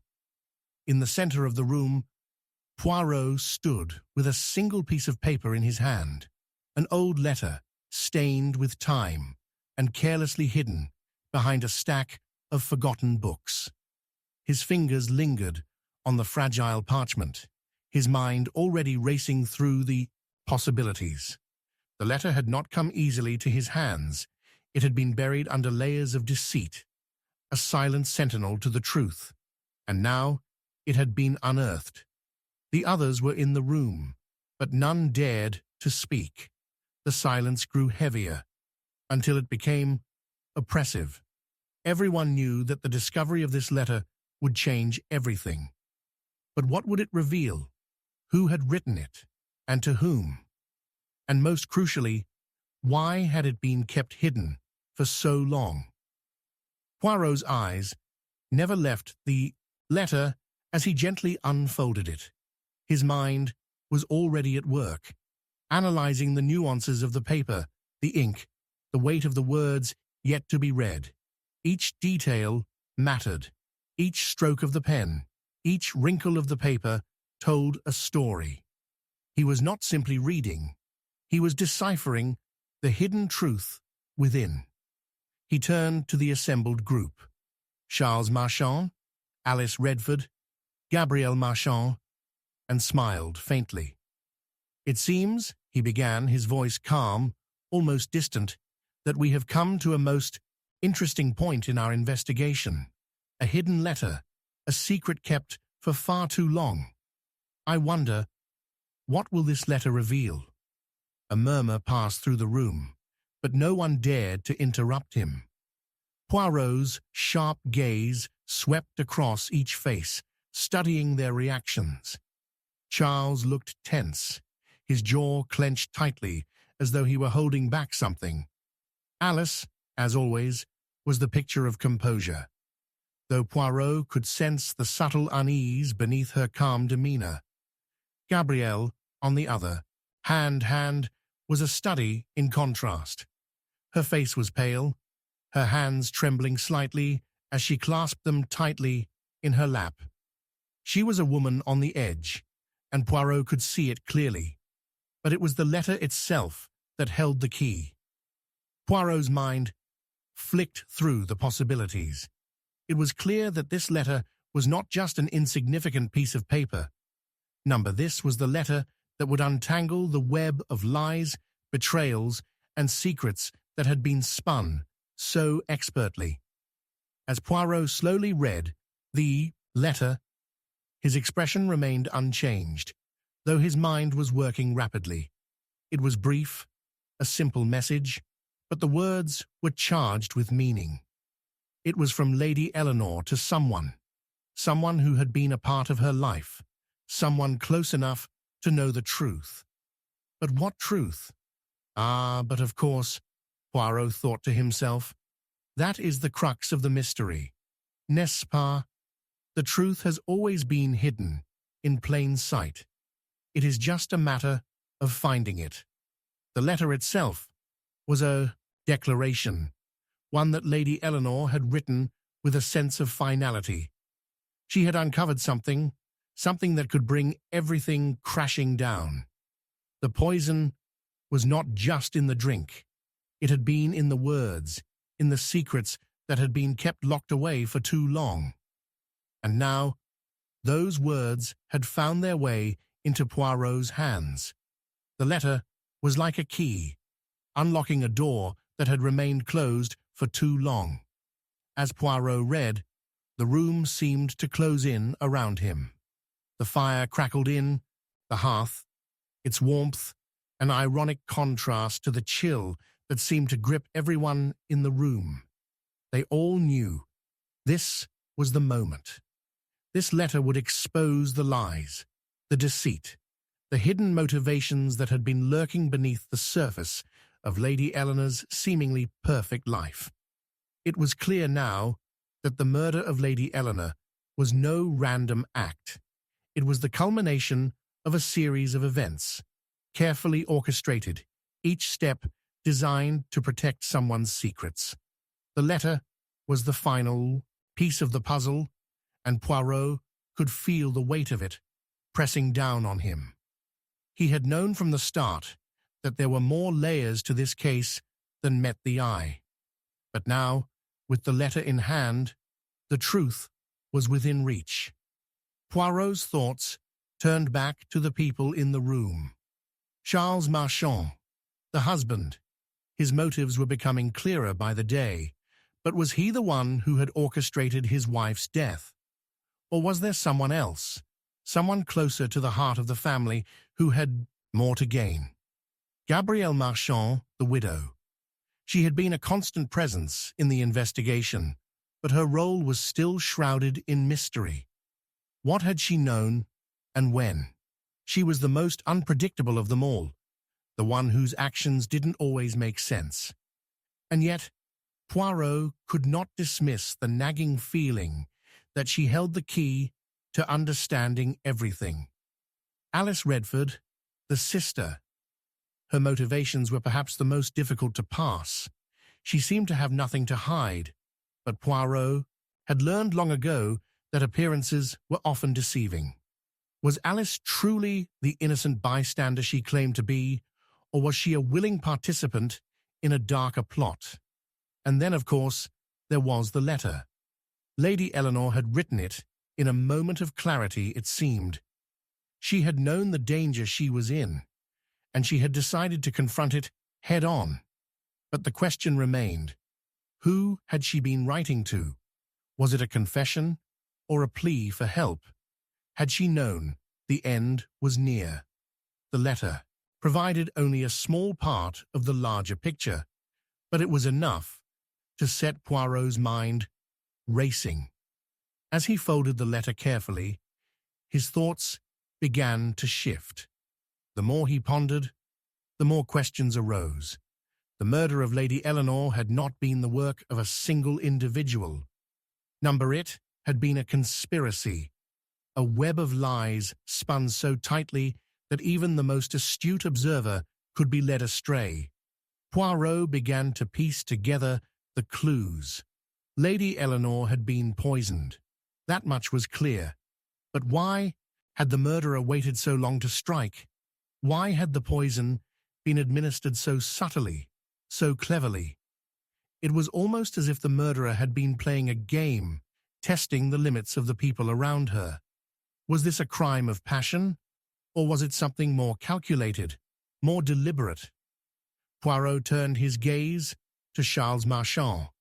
The man was a nervous wreck, his hands twitching as he sat in his chair, his eyes darting between Poirot and the letter. There was something in his behavior that did not sit right with Poirot. Was he truly the murderer, or was he merely a pawn in someone else's game? And then there was Gabrielle. Her guilt was almost palpable, but Poirot could not bring himself to believe she was the mastermind. She had been too transparent in her emotions, too obvious in her reactions. She had been hiding something, but was it enough to make her a killer? Alice Redford, too, was not without her own suspicions. Her calm demeanor was unnerving, almost too controlled. She had been the one closest to Lady Eleanor, the one who had shared her sister's darkest secrets. Had she been complicit in the crime, or had she been the one who had truly uncovered the truth? But Poirot's mind kept returning to the letter. It was too important to ignore, too revealing to be dismissed. The letter had been the final warning, the final cry for help. It had been written in the moments before Lady Eleanor had been killed, and it held the answers to everything. Poirot gathered everyone in the drawing room. The air was thick with anticipation, each person waiting for the truth to be revealed. Poirot stood before them, his presence commanding yet calm, his fingers steepled in front of him. He could feel their eyes on him, the weight of their guilt and fear hanging in the air.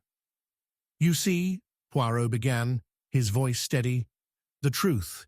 It is not always what we expect. It is often hidden in plain sight, like the letter, carefully concealed, waiting for someone with the patience to see it." He paused, letting his words sink in. Lady Eleanor knew the truth. She had discovered something that none of you wanted to be revealed. She had uncovered a betrayal, one that ran deeper than you all realized. The room held its breath. Poirot's eyes swept over the group one final time. The letter? It was a confession. Lady Eleanor had known that someone in this very room was plotting her death, and she had decided to confront it. But she did not know the full extent of the betrayal. Gabrielle's eyes widened, her face pale. "What are you saying, Poirot?" Poirot smiled, a faint glimmer of satisfaction in his eyes. "Ah, you see, mademoiselle, it was not Charles who killed Lady Eleanor. Nor was it Alice. It was you. You killed your sister, Gabrielle. You murdered her to secure your inheritance, to take what was rightfully hers.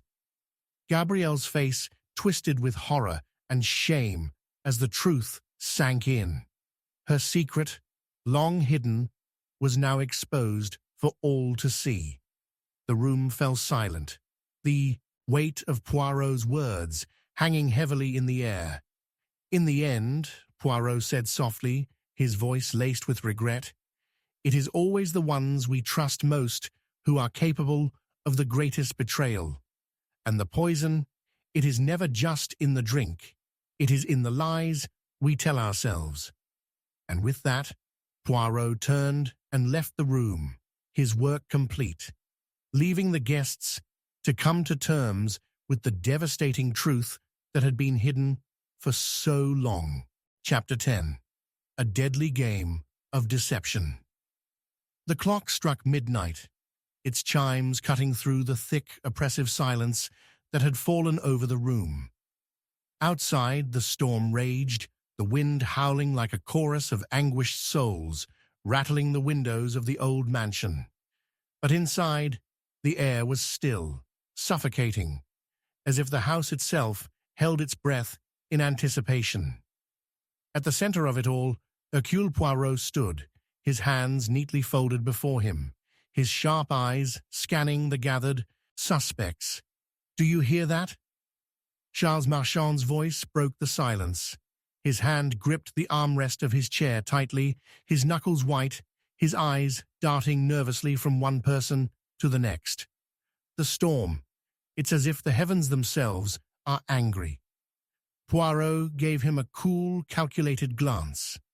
"Ah, Monsieur Marchand, you speak of the storm outside, but it is the one inside the hearts of those in this room that I am concerned with." Charles shifted uncomfortably in his chair, his jaw tightening. He was trying to mask the fear that crept beneath the surface of his composed exterior, but Poirot could see it clearly. He could see it in the subtle twitch of his hand, the slight quiver in his voice. The man was unraveling, and it was only a matter of time before his guilt became evident. Poirot's gaze turned next to Alice Redford, sitting stiffly beside her brother-in-law. Her face was composed, but her eyes betrayed something else. A faint, almost imperceptible flicker of unease when she met Poirot's gaze, a subtle shifting of her posture. Alice Redford, so poised, so perfectly controlled, yet something about her didn't sit right. "And you, mademoiselle?" Poirot's voice broke through the tension, his eyes narrowing slightly as he turned his attention to her. "You too, I believe, have been playing a game that is more deadly than any of you realize." Alice's lips parted in shock, but she quickly regained her composure, her gaze steady. "I don't understand what you mean, Poirot. I've done nothing but try to help." "Ah, yes, but you see, mademoiselle, it is often those who appear the most helpful who are the most dangerous. A deceptive game indeed, n'est-ce pas?" Alice's hands clenched in her lap, a subtle but telling gesture. Poirot's sharp eyes caught it immediately. There was more to this woman than met the eye. More than just a supportive sister who was desperately trying to clean up the aftermath of a tragedy. The candlelight flickered again, casting long shadows on the walls. The wind howled louder outside, but inside the room all was still. And then there was the sound, the soft, almost inaudible creak of the floorboards behind him. Poirot turned slowly, his eyes locking onto the figure now standing at the door. Gabrielle Marchand, the widow. She stepped into the room, her eyes lowered, her face a picture of sorrow. Yet despite the morning air she tried to convey, there was something in her presence that made Poirot pause. The slightest flicker of movement in her eyes, the subtle tightening of her jaw. It was a look of a woman who had been cornered, a woman who knew that her secrets were on the verge of being revealed. "You've been quite silent, mademoiselle," Poirot observed, his voice soft, but laced with an undeniable edge. "Perhaps you have been thinking, considering your next move, or perhaps you have been waiting for someone else to speak first." Gabrielle's eyes met his, and for the briefest of moments, Poirot could see something in her gaze, something she wasn't letting him see, but something he had learned to recognize all too well.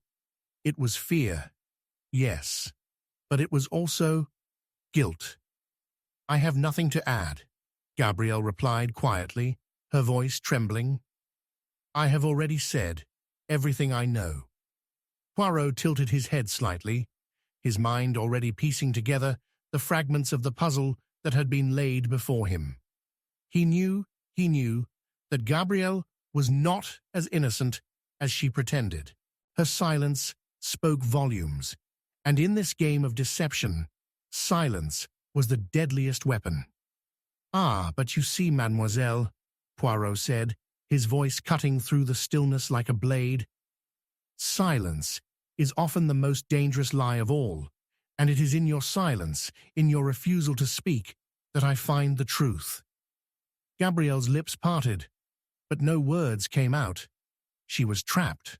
The truth was coming for her, and she knew it. Poirot had been called to the mansion to investigate the mysterious death of Lady Eleanor Marchand, a woman whose life seemed perfect on the surface. But Poirot had known from the beginning that there was far more to this case than met the eye. The sudden, violent death of Lady Eleanor had been no accident, and every word, every gesture, every piece of evidence had led him to one undeniable conclusion. Someone in this room had murdered her. The storm outside had been an omen, a symbol of the chaos that had erupted inside the Marchand household. Each of the suspects, the husband Charles, the sister Alice, and the widow Gabrielle, had their own motives. Each of them had something to hide, and it was Poirot's job to uncover the truth hidden beneath the layers of lies. Lady Eleanor had been poisoned, and the poison had been carefully chosen. Slow-acting, insidious, meant to mimic an illness before finally striking its fatal blow.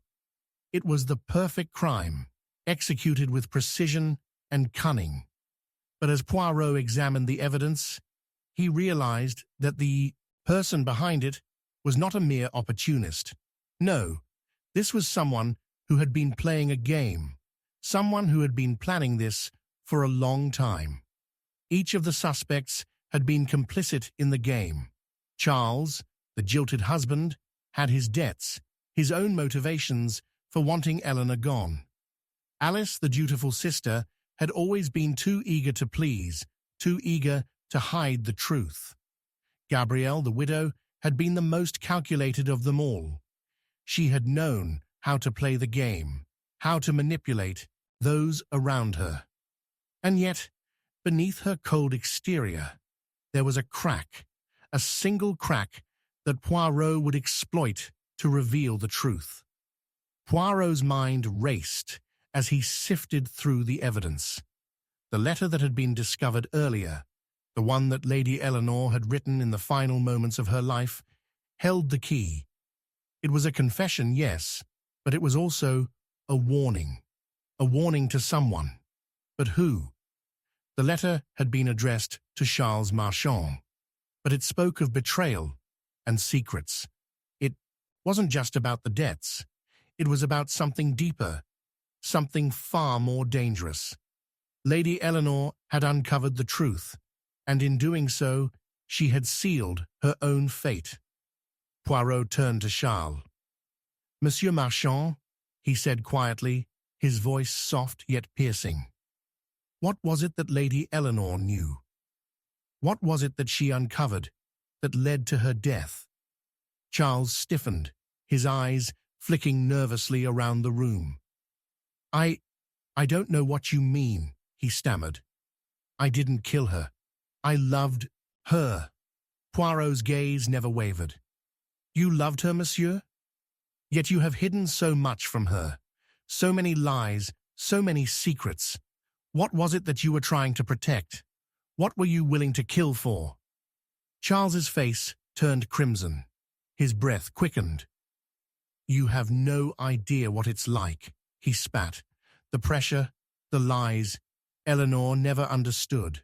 She was too good for me. She would have destroyed me. Poirot's eyes flashed with understanding. Destroyed you, monsieur? Or was it that you feared she would destroy your carefully crafted life? Ah, but it seems, monsieur, that the game is up. And then, a twist. A twist that no one had expected. Poirot turned his gaze to Gabrielle, who had been silent for far too long. Her eyes were wide now, her hands trembling. You know, don't you, mademoiselle? Poirot said softly. You know who killed Lady Eleanor.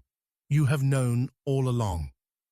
Gabrielle's face contorted with a mixture of fear and guilt. No, I didn't, she stammered. I didn't mean for any of this to happen. Poirot's gaze was unyielding. But you did. You manipulated Charles. You manipulated Alice. And you manipulated the situation. You thought you could get away with it all. But you didn't count on me. Gabrielle's eyes filled with tears as the truth finally came crashing down around her. I didn't mean to, she whispered. I just wanted to be free. I wanted it all. But now it's too late. Poirot stepped back, his voice soft but final. Ah, but it is never too late to face the truth, mademoiselle. You may have won the game, but in the end, it was the truth that would destroy you. As Gabrielle was led away, Poirot turned to face the others. You see, my friends, the greatest games are those we play with ourselves. We think we can control the outcome, but in the end, it is always the truth that wins. With that, Poirot turned and walked out of the room, leaving behind the shattered remnants of a deadly game of deception. The storm had passed, but the damage had already been done. The truth had been revealed. Chapter 11. The Heart-Stopping Revelation. The air in the drawing room was thick with a suffocating silence, broken only by the faint crackling of the fire in the hearth. The storm outside had intensified, its deafening roars mixing with the eerie quiet inside. The wind howled, rattling the windows, and the shadows cast by the flickering candlelight seemed to stretch out like fingers across the room, pulling the darkness closer. Poirot stood at the center of the room, his sharp eyes fixed on the three remaining suspects, each of them holding their breath, waiting for the inevitable moment when the truth would be revealed. Alice Redford's knuckles were white as she gripped the armrest of her chair, her face pale and eyes wide, darting nervously between her companions. Gabrielle Marchand, the widow, sat rigidly, her hands folded in her lap, but her gaze was unfocused, her lips trembling slightly. Charles Marchand, the husband, seemed the calmest, but there was something about his tight jaw and stiff posture that spoke volumes of the turmoil inside. Poirot's gaze swept across the room, and his voice broke the silence like the ringing of a bell. I am afraid, my friends, that we are reaching the final act of our little drama, and it is a tragedy indeed that none of you could foresee. Gabrielle flinched, her eyes flicking towards the door as if she might bolt from the room, but she remained still, her breath shallow. Alice's lips parted slightly, but she said nothing, her face locked in an expression of quiet dread. Charles clenched his fists in his lap, trying to maintain the air of control. But Poirot could see the subtle tension in his body, the barely contained anxiety that betrayed him. Poirot's gaze turned from one to the other, assessing them with the precision of a surgeon preparing to make the final incision. His voice was calm, measured, but there was a certain heaviness in his words. "Ah, but you see, my friends, human nature is always the greatest mystery. It never changes. We all believe we can outwit the truth, but in the end, it is the truth that outwits us." The tension in the room thickened, the silence growing even more suffocating. The only sound now was the ticking of the clock on the mantelpiece, each tick louder than the last, as though marking the countdown to the revelation. Poirot took a step forward, his eyes never leaving his audience. "The truth, it is like a poison, slowly but inevitably spreading through the veins of those who believe they can hide from it. You see, my friends, it is never one person's fault. It is the sum of all your actions, your lies, your betrayals." Charles stiffened at the mention of betrayal, his face a study of masked guilt, and Gabrielle's lips tightened, though she did not speak. Alice was the one who could no longer hide her emotions. Her eyes were wide with shock, and for the first time since Poirot had entered the room, she spoke, her voice trembling. "What do you mean, Poirot? We've all told you the truth." Poirot's gaze lingered on her, piercing and unreadable. "The truth, mademoiselle, is often a game of deception. You see, the truth was hidden in plain sight all along. It is not just the poison that killed Lady Eleanor, it was the poison of lies, carefully crafted and nurtured over time. And now, it has come to its deadly conclusion." The room fell silent again, the weight of Poirot's words sinking in. Alice's breath hitched, her hands shaking. Gabrielle swallowed hard, her gaze shifting nervously. Charles was no longer trying to hold on to his composure. His face was pale, his jaw clenched, his eyes flashing with something between fear and guilt. Poirot's eyes moved to Charles, then to Alice, and finally to Gabrielle. He knew it. He had known it all along. The pieces of the puzzle had clicked into place over the course of the investigation, each clue adding to the final, terrible picture. But now, as he prepared to unveil the truth, Poirot took a moment to savor the tension. It was almost as if the room itself held its breath, waiting for the final piece to be revealed. "Ah, but I am afraid, mademoiselle," Poirot said softly, his voice taking on an air of finality, "that the final piece was not where you thought it would be. The poison was not in the drink, not in the food. It was in your words, your actions, your very silence. Each of you, unknowingly, played your part in Lady Eleanor's death." There was a collective gasp, the room coming alive with a surge of emotion. Gabrielle's face turned pale, her eyes wide with horror. Alice stammered, "What do you mean? What are you saying?" Poirot's voice, cold and calm, cut through the confusion. "Ah, but you see, mademoiselle, the poison was not just administered to Lady Eleanor. It was administered to each of you. Slowly, surely, each one of you was complicit in the slow destruction of her life. You fed her lies, you kept secrets, you betrayed her. And in the end, it was not just one of you who killed her. No, it was all of you." Charles's eyes darted between Gabrielle and Alice. "What is he talking about?" he demanded, his voice breaking with frustration. "None of us—" Poirot raised a hand, silencing him. "Ah, but it is so clear, Monsieur Marchand. You see, the game you all played was not a game of deception, but a game of self-preservation. Each of you thought that by keeping your secrets, by hiding the truth, you would be able to escape the consequences. But it is the consequences that are now upon you." He turned to Alice first. Mademoiselle Redford, you are no innocent in this. Your silence was your betrayal. You knew your sister was in danger, and yet you chose to say nothing. You saw the cracks in her marriage. You knew the pressure Charles was under, but you remained silent, hoping the storm would pass. And now, it has come crashing down. Alice's face went pale, and she shifted uncomfortably in her chair. I didn't want to get involved, she stammered, her voice cracking. It wasn't my place. I didn't know what to do.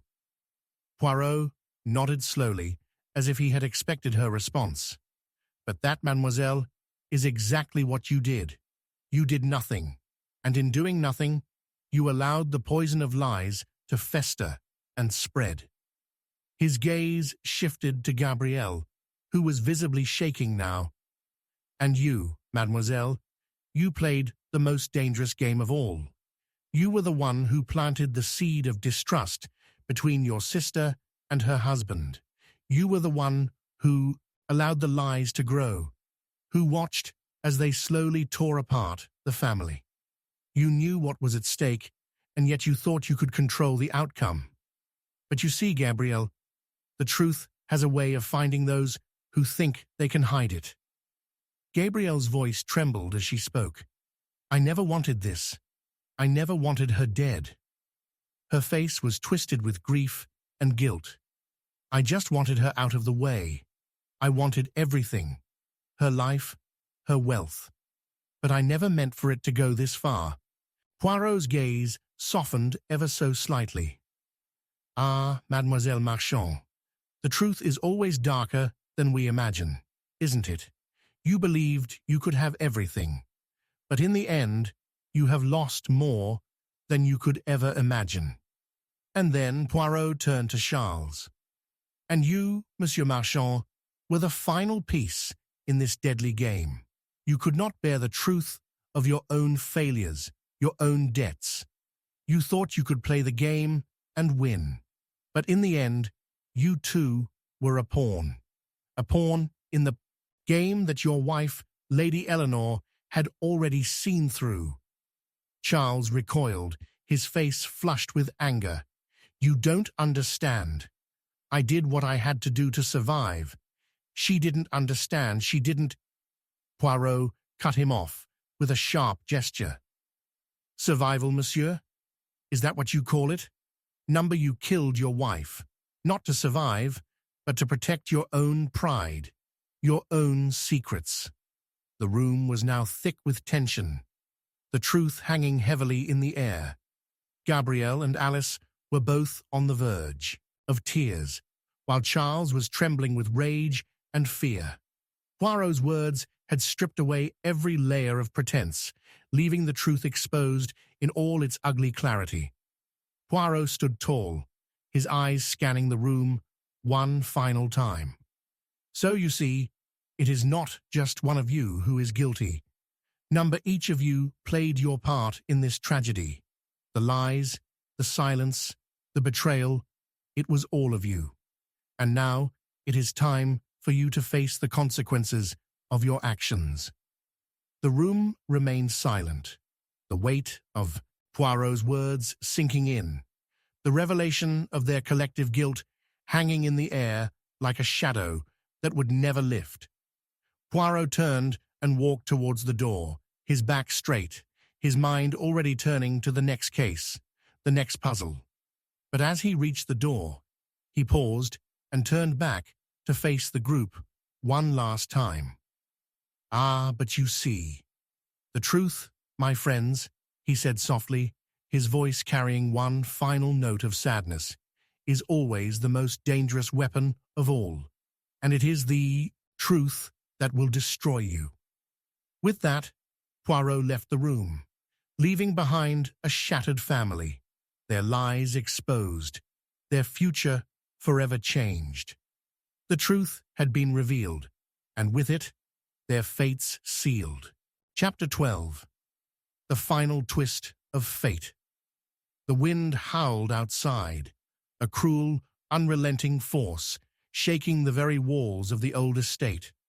Rain lashed against the windows, the sound of each drop like a heartbeat in the oppressive silence that filled the room. Poirot stood by the fireplace, his eyes focused on the flickering flames as the storm raged in the night. It was as if the heavens themselves were conspiring to mirror the chaos that had unfolded within these walls. The tension, the secrets, the lies, it had all led to this final, inevitable moment. And then a sharp knock at the door shattered the silence. It was not the door to the drawing room, but the one behind Poirot, leading to the hallway.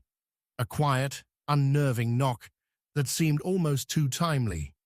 His sharp mind immediately went to work. A visitor? At this hour? It could be none other than someone who thought they were about to escape. But escape from what? The truth? The inevitable reckoning? Poirot turned slowly, his sharp eyes never leaving the door as he took in the subtle reactions of the gathered suspects. Charles Marchand, Alice Redford, Gabrielle Marchand, and even the elusive butler, Green. He had invited them all here, not only to seek the truth, but to force them into revealing their innermost motives. The game was over, and yet something gnawed at Poirot, something unsettling about the timing of this unexpected interruption. He raised his hand, signaling for silence. His eyes, glinting with the sharp intelligence that had made him legendary, scanned the room. "It is time," Poirot murmured under his breath. "The final twist of fate is about to reveal itself." The knock came again, louder this time, insistent, almost too deliberate. Poirot's heart skipped a beat. He had been right. This moment had been set into motion long ago, perhaps without the conspirators even realizing it. The door opened slowly, and in walked a figure who was completely unexpected, a figure who had been absent throughout the investigation, but whose presence was now impossible to ignore. "Mon Dieu," Charles whispered, his voice barely audible, his face blanching. The figure stepped forward into the light, a shadow in the doorway. Poirot's eyes locked onto the figure's face. For a brief moment, the world seemed to stop. Time itself held its breath. The figure was none other than Lady Eleanor Marchand. Alive. A collective gasp filled the room. Gabrielle staggered back in shock. Alice's hand flew to her mouth, and even Poirot himself froze for just a split second, his mind rapidly processing the enormity of what he was seeing. Lady Eleanor stood there, alive and breathing, her eyes locked on Poirot. Her expression was unreadable, but Poirot could see the faintest tremor in her hand as she lowered the hood of her cloak. She had been the victim of a murder, and yet here she was, standing before them, her presence a contradiction of everything they thought they knew. "Lady Eleanor," Poirot spoke her name, his voice steady, though the weight of the revelation hung heavily between them. "But how? What is this?" Lady Eleanor's lips curved slightly into a thin smile, but there was no warmth in it. "I believe you've been solving the wrong puzzle, Monsieur Poirot. The truth is far more complicated than you could ever imagine." The room was filled with a stunned silence. Poirot's sharp eyes never left Lady Eleanor's face as his mind began to race. He had known, of course, that there was more to this story than met the eye. But this was something he had not predicted. The layers of deception, the carefully orchestrated lies, it all seemed to converge on her now. "How long, madame?" Poirot asked, his voice sharp as he took a step forward, analyzing her carefully, trying to piece together the fragments of this latest twist. "How long have you been alive? And what is it that you've been hiding from us?"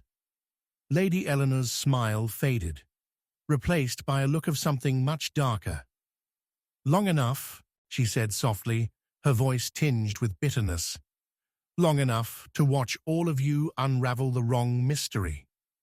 Poirot had been called to investigate a murder, the apparent poisoning of Lady Eleanor Marchand.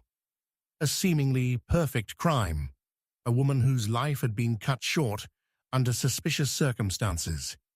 Lady Eleanor had been poisoned, and her death had triggered a series of investigations, each more perplexing than the last. The suspects had been clear. Charles Marchand, the desperate husband with his debts and secrets. Gabrielle Marchand, the widow, with her own hidden motivations and ties to the estate.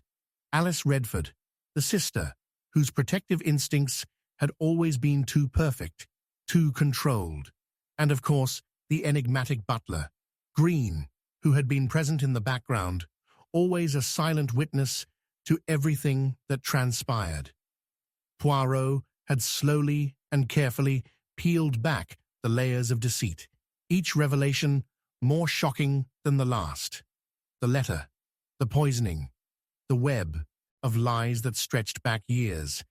And yet through it all, he had always sensed that something was missing, that there was a greater truth that no one had dared speak. Now Lady Eleanor's sudden return threatened to throw everything he had learned into question. "Tell me," Poirot continued, his voice soft but unyielding, "how is it that you have remained hidden for so long? What game were you playing?" Lady Eleanor's gaze hardened, and for the first time, a flicker of emotion crossed her face.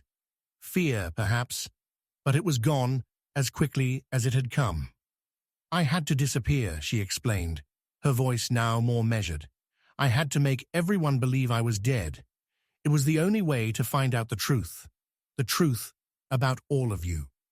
As Poirot listened, his mind began to race. Lady Eleanor had faked her own death. But why? What had driven her to such extremes? What was she trying to uncover by allowing her family to believe she was gone? And why had she chosen now, of all times, to reveal herself? The pieces were coming together, but the more Poirot uncovered, the more the truth seemed to shift. Lady Eleanor's motives had always been a mystery. She had been the perfect wife, the perfect woman, until she wasn't. She had discovered something that had set her on a path of deception. "Why, madame?" Poirot asked, his voice calm yet insistent. "Why deceive your family? What did you learn that drove you to such lengths?" Lady Eleanor paused, looking out toward the storm. Outside, her face momentarily unreadable. "I learned that the truth is never as simple as it appears," she said finally, her voice tinged with a mixture of sorrow and anger. "I learned that the people I trusted the most were the ones who betrayed me the most." Charles, who had remained silent until now, spoke up. "What is this? What are you talking about, Eleanor? I never betrayed you." Lady Eleanor's gaze snapped toward him, sharp and unwavering. "You lied to me, Charles. For years, you kept your debts from me. You hid your dealings. You thought I wouldn't find out, didn't you?" Charles opened his mouth to protest, but the words died in his throat. The guilt was evident on his face now. He could no longer deny it. Lady Eleanor had uncovered the secrets that had been buried for so long. But that wasn't the full story. "Ah," Poirot murmured, "and there is more." "Is there not, madame? There is another betrayal, one that lies deeper." Lady Eleanor's lips tightened. "Yes, Gabrielle. She played a role in all of this. She knew what Charles was doing, and she helped him cover it up. She wanted me gone, just like the rest of them." Gabrielle's face turned ashen, and for a moment she couldn't speak. Poirot had seen it in her eyes. The guilt. It was a familiar look, one he had encountered too many times before. But now, the weight of the revelation had finally caught up to her. "Why, Gabrielle?" Poirot asked, his voice quiet but filled with an edge of sadness. "Why help him? What did you stand to gain from her death?" Gabrielle's voice was barely a whisper. "I wanted it all. The money, the house, everything." As the storm outside reached its peak, the final pieces of the puzzle fell into place. Lady Eleanor had been faking her death, but it was not just to expose her husband's sins. No, it was to confront the very people who had conspired against her, the ones who had used her as a pawn in their own game of greed and deceit. In the end, the true twist was not who had been behind the poisoning. It was that Lady Eleanor herself had been the mastermind of the entire plot. She had orchestrated her own disappearance, baiting her family into believing she was dead, all in the hopes of revealing their darkest secrets. But the final blow came when she uncovered Gabrielle's betrayal, and it was that revelation that truly shattered the family. Poirot turned to Lady Eleanor one last time, his eyes filled with quiet admiration. "You played the game better than anyone, madame, but in the end, the truth always prevails." Lady Eleanor nodded slowly, her face etched with sorrow. "It had to be done, Poirot. They needed to see what they had done." The storm outside subsided, and the first rays of dawn began to filter through the windows. The truth had been revealed, and with it, the fate of those involved had been sealed. As Poirot made his final observations, he turned to the group one last time. "Ah, my friends, it is always the ones who think they are in control who are the most vulnerable. The game, in the end, was never about power. It was about the truth." And with that, Poirot left the room, his mind already turning to the next mystery as the final twist of fate unfolded behind him, leaving those who remained to face the consequences of their own deception.